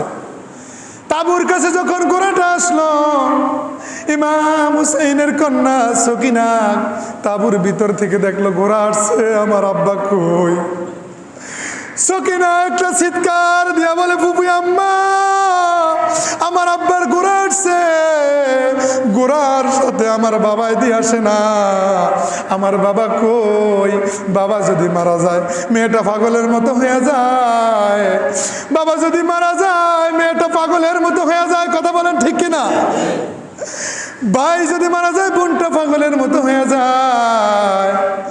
জয়নাব ডাক দিয়া বলতেছে, সকিনা কি বললা এটা, আমার ভাই কোথায়? জয়নাব তাঁবু থেকে বাইর হইলেন, সকিনা বাইর হইলেন। বাইর হওয়ার পর চারোদিকে খোঁজ করতেছে, কোথাও ইমাম হুসাইনকে দেখা যায় না। চারোদিকে খোঁজ করতেছে, ইমাম হুসাইনকে দেখা যায় না। কারবালার দিকে একটা দৌড় দিলেন। কারবালার ময়দান স্তব্ধ, স্তব্ধ, কোনো শব্দ নাই। চারোদিকে শুধু লাশ আর লাশ। কারো দেহটা এখানে, কারো মাথাটা এখানে, কারো কল্লাটা এখানে, কারো শরীরটা এখানে, কারো মাথাটা এক জায়গায়, তার দেহটা আরেক জায়গায়। চারোদিকে শুধু লাশ দেখা যায়। জয়নাব নিজের ভাইয়ের লাশ খুঁজতেছে, আর সকিনা বাবার লাশ খুঁজতেছে। বাবার লাশ পাইতেছে না, ভাইয়ের লাশ পাইতেছে না, চারোদিকে খোঁজ করতেছে। জয়নাবের হঠাৎ মনে হলো লাশ পাইতেছে না, কেননা দেহটা আছে, মাথাটা নিয়ে গেছে। এবার জয়নাবের মনে হলো আমার ভাই ইমাম হুসাইন না আমার নানার জুব্বা মুবারক পরিধান করে আসছে। হঠাৎ নজর করে দেখে আমার নবীর জুব্বার মতো একটা জুব্বা দেখা যায়। জয়নাব দৌড়ে গেলেন, যাওয়ার পর একটা চিৎকার দিয়া বলেন, সকিনা, ও সকিনা, তোমার বাবার লাশ পেয়েছি রে সকিনা। সকিনায় দৌড়ে আসছে বাবার লাশ দেখার জন্য। দৌড়ে আইসে দেখে বাবার লাশের দেহটা আছে কিন্তু মাথা মোবারক নাই, মাথাটা নাই। সকিনা পাগলের মতো বলতেছে, ও ফুফি আম্মা, আমার বাবার কল্লাটা কোথায়? আমার বাবার কল্লাটা এনে দাও, আমি 2টা স্বপ্ন পূরণ করব। কয়টা? আমি 2টা আশা পূরণ করব। জয়নাব ডাক দিয়া বলতেছে, কি বলো তুমি, কি আশা পূরণ করবা? সকিনা ডাক দিয়া বলতেছে, আমার বাবা দুনিয়া থাকা অবস্থায় বাবার দাড়িগুলি আমি সব সময় এইভাবে আশ্রয় দিতাম। আমার বাবার মাথাটা এনে দাও, কল্লাটা এনে দাও। যদি আমার বাবার কল্লাটা আমি পাই, শেষবারের বড় মতো আমার বাবার দাড়িগুলি আমি আশ্রয় দিব। বাবা যেখানে যাইতেন, যেখান থেকে আসতেন, আমাকে চুমু দিতেন। আমি শেষবারের মতো বাবার কপালে একটা চুমু দিব, আমার বাবার কপালে একটা চুমু দিব। আল্লাহু আকবার বলেন। সেই মর্মান্তিক কঠিন মুহূর্ত কারবালার ময়দানে ইমাম হুসাইনের কন্যা সকিনা পাগল, বোন পাগল ভাইয়ের জন্য, মেয়ে পাগল বাবার জন্য। নিষ্ঠুর ইজিদের সৈন্যরা ইমাম হুসাইনের কল্লাটা নিয়ে গেলেন। ওবায়দুল্লাহ ইবনে জিয়াদ তার তরবারির মাথার মধ্যে করে ইমাম হুসাইনের কল্লাটা নিয়ে একটা বট গাছের নিচে বসে আছে। কোথায় বসে আছে? একটা বট গাছের নিচে, একটা গাছের নিচে বসে আছে। আর একজন খ্রিস্টান পাদ্রী সেই দিক দিয়ে যাইতেছে। যাওয়ার সময় বলে, ওবায়দুল্লাহ ইবনে জিয়াদ, তোমার তরবারির মাথার মধ্যে এটা কি? বলে, এটা কল্লা। বলে, এটা কার কল্লা? বলতেছে, এটা নবীজির নাতি ইমাম হুসাইনের কল্লা। খ্রিস্টান পাদ্রী এই কথা শোনার সঙ্গে সঙ্গে তার দেহটা কেঁপে উঠলো। বলে, কিরে, তার মনের মধ্যে একটা মায়া লাগলো। অনেক সময় মুসলমান বিপদে পড়লে হিন্দু এগিয়ে আসে, হিন্দু বিপদে পড়লে মুসলমান এগিয়ে যায়, যায় কি যায় না? ওই খ্রিস্টান পাদ্রী বলতেছে, বলে, কই তুমি কেন নবীর কলিজার টুকরা ইমাম হুসাইনের কল্লাটা কেটে ফেললা? ওই খ্রিস্টান পাদ্রী বলতেছে, তুমি এটা ঠিক করো না, তুমি কার সঙ্গে নাফরমানি করলা, তোমার উপর গজব আসবে। খ্রিস্টান হইয়া সেই ইমাম হুসাইনের প্রতি মায়া আছে, মহব্বত আছে। সুবহানাল্লাহ বলেন। ওই উবাইদুল্লাহ ইবনে জিহাদ এজিদের সন্তান, এজিদের নিষ্ঠুর সৈন্য বলতেছে, বেশি কথা বলবা না, তোমাকে দুনিয়া থেকে বিদায় করে দিব। ওই খ্রিস্টান পাদ্রী বলতেছে, তুমি আমার কাছে ইমাম হুসাইনের কল্লাটা একটা রাতের জন্য ভাড়া দিবানি। সুবহানাল্লাহ বলেন। বলতেছে, না, তোমার কাছে কেন ভাড়া দিব? ওই খ্রিস্টান পাদ্রী বলতেছে, আমি তোমাকে অনেকগুলি স্বর্ণ মুদ্রা দিব, তুমি আমার কাছে একটা রাতের জন্য এই কল্লাটা আমার কাছে ভাড়া দাও। খ্রিস্টান পাদ্রী খ্রিস্টান হইয়া ইমাম হুসাইনের কল্লা চায়, আর এজিদের সৈন্য নামদারি মুসলমান মুনাফিক হইয়া ইমাম হুসাইনের কল্লা কাটে। বলেন নাউজুবিল্লাহ।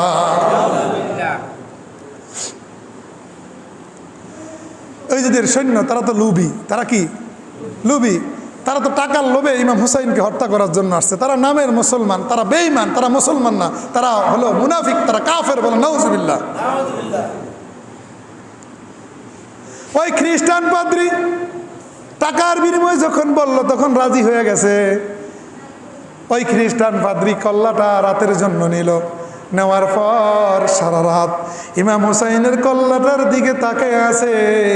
যেই ধুলাবালুগুলি লেগে আছে, রক্তগুলি লেগে আছে, সেইগুলি মুছে সুন্দর করে পরিষ্কার করলো। বলেন সুবহানাল্লাহ। সকালবেলা যখন হলো, ওই খ্রিস্টান পাদ্রী বলতেছে, ও নিষ্ঠুর এজিদের সৈন্যরা, তোমাদের মধ্যে কি মুসলমান আসেনি? বলতেছে, আসি। তারা তো মুসলমান। বলতেছে, আমরা কি? আমরা তো মুসলমান। তারাও নামাজ পড়ে, জুব্বা আছে, দাঁড়িয়ে আছে। তারা কি? ক্ষমতার লুবি। ক্ষমতার জন্য ইমাম হুসাইনকে কি করছে? শহীদ করে দিল। বলতেছে, আসি। খ্রিস্টান পাদ্রী বলতেছে,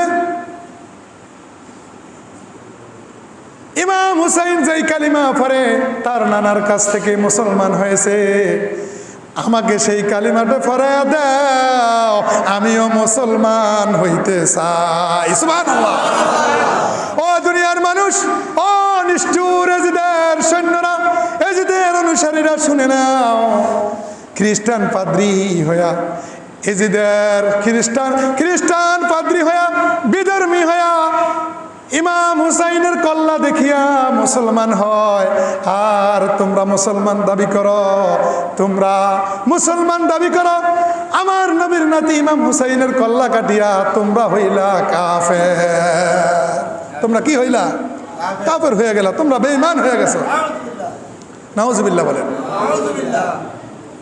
অনেক ঘটনা, সব বলা যাবে না, সময় প্রায় শেষের দিকে। ইমাম হুসাইন দুনিয়া থেকে চলে গেল, কল্লাটা আছে কার কাছে? এজিদের সৈন্যের কাছে। কল্লাটা নিয়ে কুফায় চলে গেলেন। কুফায় যাওয়ার পর উবাইদুল্লাহ ইবনে জিয়াদ কুফা নগরীর মধ্যে ঘুরতেছে অলিতে গলিতে, আর কল্লাটা মানুষদেরকে দেখাইতেছে। যেই ব্যক্তি এজিদের বিরুদ্ধে কথা বলবে, যেই ব্যক্তি আমাদের সরকারের বিরুদ্ধে কথা বলবে, যেই ব্যক্তি এজিদের বিরুদ্ধে কথা বলবে, যেই ব্যক্তি ইমাম হুসাইনের পক্ষে কথা বলবে, তার দশা ইমাম হুসাইনের মতো হবে। বলেন নাউজুবিল্লাহ। আমার নবীর একজন সাহাবী যায়েদ ইবনে আরকাম রাদিয়াল্লাহ, তিনি যখন দেখলেন উবাইদুল্লাহ ইবনে জিয়াদ আমার নবীর কলিজার টুকরা ইমাম হুসাইনের নাতির মাথাটা নিয়ে এইভাবে ঘুরতেছে, যায়েদ ইবনে আরকাম রাদিয়াল্লাহ বলতেছে, হে উবাইদুল্লাহ ইবনে জিয়াদ, তোর উপর আল্লাহ লানত করবে, আল্লাহর গজব করবে। তুমি নবীজির যেই নাতির কলিজার টুকরা নাতির যেই কল্লাটা তুমি ছুরির আগার মধ্যে লাগাইছ, আমি যায়েদ ইবনে আরকাম অসংখ্যবার দেখেছি আমার নবী সেই জায়গার মধ্যে চুমা দিছে। যখন যায়েদ ইবনে আরকাম এই কথা বললেন, নিষ্ঠুর ইজিদের সৈন্য উবাইদুল্লাহ ইবনে জিয়াদ বলল, হে যায়েদ ইবনে আরকাম, বেশি কথা বলবা না, তুমি বুড়া মানুষ, মুরব্বী মানুষ বলে তোমাকে ছেড়ে দিলাম, বেশি কথা যদি বলো ইমাম হুসাইনের মতো তোমাকেও কল্লা আলাদা করে ফেলবো। বলেন নাউজুবিল্লাহ। কত নিষ্ঠুর তারা। তো অনেক ঘটনা বিস্তারিত আর বলা যাবে না। ইমাম হুসাইনের কল্লাটা সহকারে সপরিবার সহকারে নিয়ে গেলেন এজিদের কাছে। এজিদ আছে কোথায় মনে আছে? দামেস্কে। কোথায়? দামেস্কে নেওয়ার পর এজিদের কাছে যখন নিল, সঙ্গে নবী নাতির পরিবার, ওই যে জয়নাব, সকিনা এবং শহরবানু যারা বেঁচে আছে তাদেরকে সহকারে নিলেন বন্দি করে। সেখানে নেওয়ার পর এজিদ বলতেছে, তাদেরকে শুনাইতেছে আর কি, তাদেরকে খুশি করানোর জন্য বলতেছে, হে যায়েদ ইবনে আরকাম, তোমাদেরকে তো ইমাম হুসাইনকে হত্যা করার জন্য নির্দেশ দেই না, বলছিলাম বন্দি করে আমার কাছে নিয়ে আসার জন্য, কুফায় যেন প্রবেশ করতে না পারে, এটা তাদেরকে শুনানোর জন্য বলছে। তার নির্দেশ ছাড়া কি হত্যা করছে? তিনি রাষ্ট্রীয় ক্ষমতার দায়িত্ব, যতই সাধু সাজে কোনো কাজ হবে? যা হোক, এবার সেখান থেকে এজিদ আমার নবীর বংশের যারা ছিল ইমাম হুসাইনের পরিবারের, তাদেরকে মদিনায় পাঠিয়ে দিলেন। কোথায় পাঠিয়ে দিলেন? মদিনায় পাঠিয়ে দেওয়ার পর তাদেরকে এবার একটা প্রশ্ন আসে যে কল্লাটা কি করছে, ঠিক না? এই ব্যাপারে কিতাবের মধ্যে দুইটা কথা পাওয়া যায়। এক বর্ণনায় পাওয়া যায় কল্লাটা মদিনায় নিয়ে জান্নাতুল বাকি গোরস্থানে হজরতে ফাতেমা হজরত হাসানের পাশেই সেখানে দাফন করছে। আরেক বর্ণনায় পাওয়া যায় একজন ধনী একজন মুসলমান ব্যক্তি কল্লাটা কিনে নিছে, নেওয়ার পর কারবালার ময়দানে যায় বডিটা যেখানে আছে খোঁজ করে ওই বডিটার সাথে অ্যাডজাস্ট করে যেই জায়গায় ইমাম হুসাইনকে শহীদ করা হয়েছিল ওই জায়গায় দাফন করছে। বলেন সুবহানাল্লাহ। তো মদিনায় চলে গেলেন, যারা বেশি ছিল তাদেরকে নিয়ে গেলেন কোথায়? মদিনায়। এই ছিল কারবালার ময়দানের মর্মান্তিক সেই হৃদয় বিদারক ঘটনা, যেটা ঘটেছিল এই মুহররম মাসের 10 তারিখ আশুরার দিন। আমরা এই ঘটনা থেকে বলছিলাম শিক্ষা নিব। কি নিব? কি নিব? এক নাম্বার শিক্ষা হলো আমাদের জন্য এই ঘটনা থেকে আমরা জীবন দিব জীবন দিব। কোনো মুসলমান ইমান দিতে পারে না কোনো বেঈমানের কাছে, যারা কোরআনের বিরুদ্ধে কথা বলে, নবীর বিরুদ্ধে কথা বলে, রাসূলের বিরুদ্ধে কথা বলে, আলেমদের বিরুদ্ধে কথা বলে। যুগ যুগ ধরে এরকম এজিদ আসবে, কথা বলেন ঠিক কিনা? আলেমদের বিরুদ্ধে কথা বলবে, আলেমদেরকে বন্দী করবে, ফাঁসি দিবে, কিন্তু ইমান দিবে না, কথা বলেন ঠিক কিনা? কারণ ইমাম হুসাইন কারবালার ময়দানে আল্লাহর জমিনে আল্লাহর দ্বীন প্রতিষ্ঠিত করার জন্য, কোরআনের আইন বাস্তবায়ন করার জন্য, আমার রসুলের রেখে যাওয়া ইসলাম প্রতিষ্ঠিত করার জন্য কারবালার ময়দানে জীবন দিছে, কিন্তু এজিদের হাতে বায়াত গ্রহণ করে না, এজিদকে সরকার হিসেবে মেনে নেয় না, কথা বলেন ঠিক কিনা? কোন মুসলমান যারা ইসলামের বিরুদ্ধে কথা বলে, নবীর বিরুদ্ধে কথা বলে, কোরআনের বিরুদ্ধে কথা বলে, তাদেরকে কোনোদিন মানতে পারে না। তাহলে আল্লাহর জমিনে আল্লাহর দ্বীন বাস্তবায়ন করার জন্য, কোরআন প্রতিষ্ঠিত করার জন্য, আল্লাহর জমিনে নবীর সুন্নতের আদর্শ প্রতিষ্ঠিত করার জন্য আমরা মুসলমান, শুধু নামে মুসলমান, মসজিদে আইসি, মিষ্টি খামু, এই মুসলমান, নাকি আল্লাহর জমিনে আল্লাহর দ্বীন বাস্তবায়ন করার জন্য এই মুসলমান হতে হবে? আল্লাহর দ্বীন বাস্তবায়ন করার জন্য এই মুসলমান হতে হবে। আজকে কারবালার ঘটনা শুনছেন, রাত্রে সবাই একত্রিত হয়েছেন, আলহামদুলিল্লাহ, বলেন আলহামদুলিল্লাহ। কিন্তু 5 ওয়াক্ত নামাজে যদি না আসেন, ফজরের সময় যদি খালি থাকে, আপনার আমার যে ওয়াজ, এই ওয়াজে কোনো কাজে আসছে? কোনো ফায়দা হবে? কোনো ফায়দা হবে না।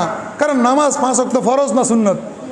5 ওয়াক্ত নামাজ ফরজ, আর এটা হলো নফল ইবাদত। আপনি দোয়া করছেন, সওয়াব হবে, আপনি করেন না, আপনার সওয়াব হবে না, আপনার গুনাহ হবে না। কিন্তু আপনি আসলেন না 5 ওয়াক্ত নামাজে, আপনি আজকে একদিন আসছেন, আপনার এই আশায় কোনো লাভ হবে না। তাহলে 5 ওয়াক্ত নামাজ পড়বো তো? তাহলে দ্বিতীয় শিক্ষা কারবালার ঘটনা থেকে আমরা 5 ওয়াক্ত নামাজ পড়বো, কারণ আমরা নামাজের শিক্ষা পাইছি না? 3 নম্বর শিক্ষা, পর্দা করব। মা বোনদেরকে পর্দা মতো চালাইবো, নিজের মেয়েকে পর্দার কথা বলবো, স্ত্রীকে বলবো, নিজের বোনকে বলবো। রাজি আছেন তো? ইনশাল্লাহ রাজি তো? এই কারবালার ঘটনা থেকে ইমান ঠিক করতে হবে। ইমান কি করতে হবে? আমি আলোচনার শুরুতে বলছিলাম, আগে জানা, আগে কি, তারপরে ইমান, তারপরে কি, ইমানের পরে আমল। এখন জানছেন তো? যারা শুনছেন জানছেন না? এখন এই ঘটনা থেকে কি শিক্ষা গ্রহণ করলেন, কি জানলেন, সেটার উপর আপনার ইমান নির্ভর করবে। সেটার উপর কি নির্ভর করবে? ইমান। তার কারণ শুনেন, কথা বলবেন না। তার কারণ হলো কারবালার ময়দানে ইসলামটা মানুষ 2টা ভাগ হয়ে গেছে, 2 ভাগ পথভ্রষ্ট হয়ে গেছে। বলেন নাউজুবিল্লাহ। একদল বলতেছে যে ইমাম হুসাইন আর এজিদের যেই ঘটনা, ইমাম হুসাইনের এই ঘটনা এজিদের সঙ্গে এটা ধামাচাপা দেওয়ার জন্য, এজিদকে নির্দোষ প্রমাণ করার জন্য চেষ্টা করতেছে। বলেন নাউজুবিল্লাহ। এজিদ কি নির্দোষ ছিল? আপনারা বলেন, এজিদ কি নির্দোষ ছিল? আপনার জন্ম থেকে আজ পর্যন্ত এই ঘটনাগুলি শুনছেন কিনা? শুনছেন না? না, এই যে কারবালার মর্মান্তিক ঘটনা, এটা শুনছেন কিনা? শুনছেন না? আর কিছুই না শুনেন, ইমাম হোসাইনকে যে কারবালার ময়দানে শহীদ করছে, এই ঘটনা তো সত্য। তারা যতই বলে, কেউ যদি বলে আপনার কাছে, শুনেন, যারা এজিদের পক্ষে ছিল তাদের দাড়ি ছিল, তাদের কি ছিল? তাদের জুব্বা ছিল, তারা মাথা টুপি ছিল, তারা ওই জিয়াদের ময়দানে সেখানে তারা নামাজ পড়ছে, ইমাম হোসাইনও নামাজ পড়ছে। তো তারা যে নামাজি, তারা যে টুপিওয়ালা, তারা যে পাগড়িওয়ালা, পাঞ্জাবিওয়ালা, তারা যে নামাজ পড়ছে, ইমাম হোসাইনকে হত্যা করছে, তারা কি মুসলমান আছে নাকি বেঈমান হয়েছে? কথা বলেন না কেন? কেউ যদি তাদের পক্ষে কথা বলে, তাহলে তার ইমান থাকবে? আর সব বাদ দিলাম, অনেক হুজুর অনেক রকম বলবে। আপনার নিজের বিবেকের প্রশ্ন করে বলেন দেখি তো, নিজের বিবেকটাকে একটু প্রশ্ন করেন যারা আমার আলোচনা শুনছেন আজকে, যে এজিদের কাছে যখন মাথাটা নেওয়া হলো, যারা হত্যা করছে তাদেরকে এজিদ শাস্তি দিছেনি? তাদেরকে পুরস্কার দিছে, তাদের মর্যাদা বাড়াইয়া দিছে। সামনে ভালো থাকার জন্য বলছে, আমি তো হত্যার হুকুম দেই না, এটা তার সাময়িক ওই যেই পরিবারের লোকেরা বেঁচে ছিল তাদেরকে দেখানোর জন্য বলছে, সান্ত্বনা দেওয়ার জন্য। আপনারা বলেন, এজিদ তো তাদেরকে শাস্তি দেয় না, শাস্তি দিছে? দেয় না। কেউ প্রমাণ করতে পারবে না কোনো একটা হাদিস দ্বারা, কোনো একটা কিতাবের মধ্যে যে এজিদ তার সৈন্যদেরকে শাস্তি দিছে, শাস্তি দেয় না, এটাই প্রমাণ করে এজিদের নির্দেশ। কথা বলেন ঠিক কিনা? আর দ্বিতীয় কথা হলো, এজিদ যে পাপিষ্ঠ, সে যে মদ পান করতো, জিনা করতো, জুলুম অত্যাচার করতো, এই জন্যই তো নবীর সাহাবী যারা ছিল তারা বায়াত গ্রহণ করে না, তাকে মানে না। কথা বলেন ঠিক কিনা? ইমাম হুসাইন মানতো যদি সে ইমানদার হতো, যদি সে নেককার হতো। ইমাম হুসাইন জানতেন তিনি কার বংশের, নবীজির নাতি হযরতে ফাতেমা, যিনি জান্নাতে নারীদের সর্দার হবে, বলেন সুবহানাল্লাহ। আর ইমাম হাসান হুসাইন যুবকদের জান্নাতের সর্দার হবে, বলেন সুবহানাল্লাহ। তিনারা জানতেন এজিদ পাপিষ্ঠ, এই জন্য তার কাছে বায়াত গ্রহণ করে না, তাকে মেনে নেয় না। যদি সে ভালো হতো, যদি সে ইমানদার হতো, তাহলে তাকে মানতো। কথা বলেন ঠিক কিনা? তো নবীর সাহাবীরা যেহেতু মানে না, তাহলে যারা মানবে এজিদকে, এজিদের পক্ষে কথা বলবে, এজিদের স্লোগান দিবে, ইমাম হোসাইনকে দোষারোপ করবে, ইমাম এজিদের কোনো দোষ নাই, এই ধরনের কথা বলবে, তারা কি ইমানদার? তারা কোনোদিন ইমানদার না। তো ইমান ঠিক রাখতে হবে। তাহলে এই ঘটনা থেকে ইমান ঠিক রাখতে হবে। আপনাদেরকে আরও সহজভাবে বলি, এজিদ ইমাম হোসাইনকে শহীদ করার পর এজিদের সৈন্যরা কারবালার ময়দানের ঘটনার পরেও 1 মিনিটের জন্য ধরে নিলাম ইমাম হোসাইনকে হত্যার পিছনে এজিদ দায়ী না, 1 মিনিটের জন্য ধরিয়ে নিলাম, 1 মিনিটের জন্য কি নিলাম? ধরে নিলাম। ইমাম হোসাইন দুনিয়া থেকে চলে যাওয়ার পরে মক্কায় আল্লাহর ঘর বাইতুল্লাহ কাবা শরীফের মধ্যে এজিদের সৈন্যরা এজিদের হুকুমে আল্লাহর ঘরের মধ্যে আগুন লাগিয়ে দিয়েছে, বলেন নাউজুবিল্লাহ। সেই কাবা শরীফের যে গিলাফ ছিল, সেই গিলাফ পড়ে গিয়েছে। কাবা ঘরের মধ্যে অবরোধ করে রেখেছিল। নবীজির মসজিদে নববীর মধ্যে আজান দিতে দেয় না, একামত দিতে দেয় না, নামাজ পড়তে দেয় না। আজান, একামত, নামাজ বন্ধ করে দিয়েছিল এজিদের সৈন্যরা। চারদিক দিয়ে মসজিদে নববীতে আল্লাহ রসুলের রওজা সহকারে সব কিছু ব্যারিকেড দিয়ে রেখেছিল। নবীজির একজন তাবী তিনি নবীজির মসজিদের মিম্বরের মধ্যে লুকিয়েছিল। তিনি বলেন মসজিদে নববীতে 3 দিন পর্যন্ত এজিদের কারণে আজান হয় না, একামত হয় না, নামাজ হয় না। তবে আমি নবীজির রওজা মোবারক থেকে একটা আজানের শব্দ শুনতাম, ওই আজানের শব্দ শুনে শুনে আমি 5 ওয়াক্ত নামাজ পড়তাম, বলে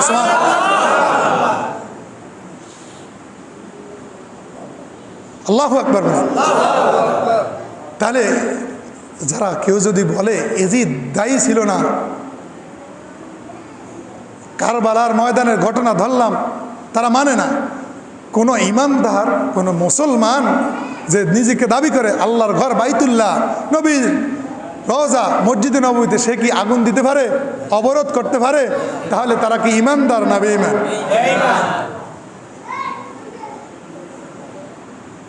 তাহলে আমাদেরকে এই ঘটনা থেকে শিক্ষা নিতে হবে।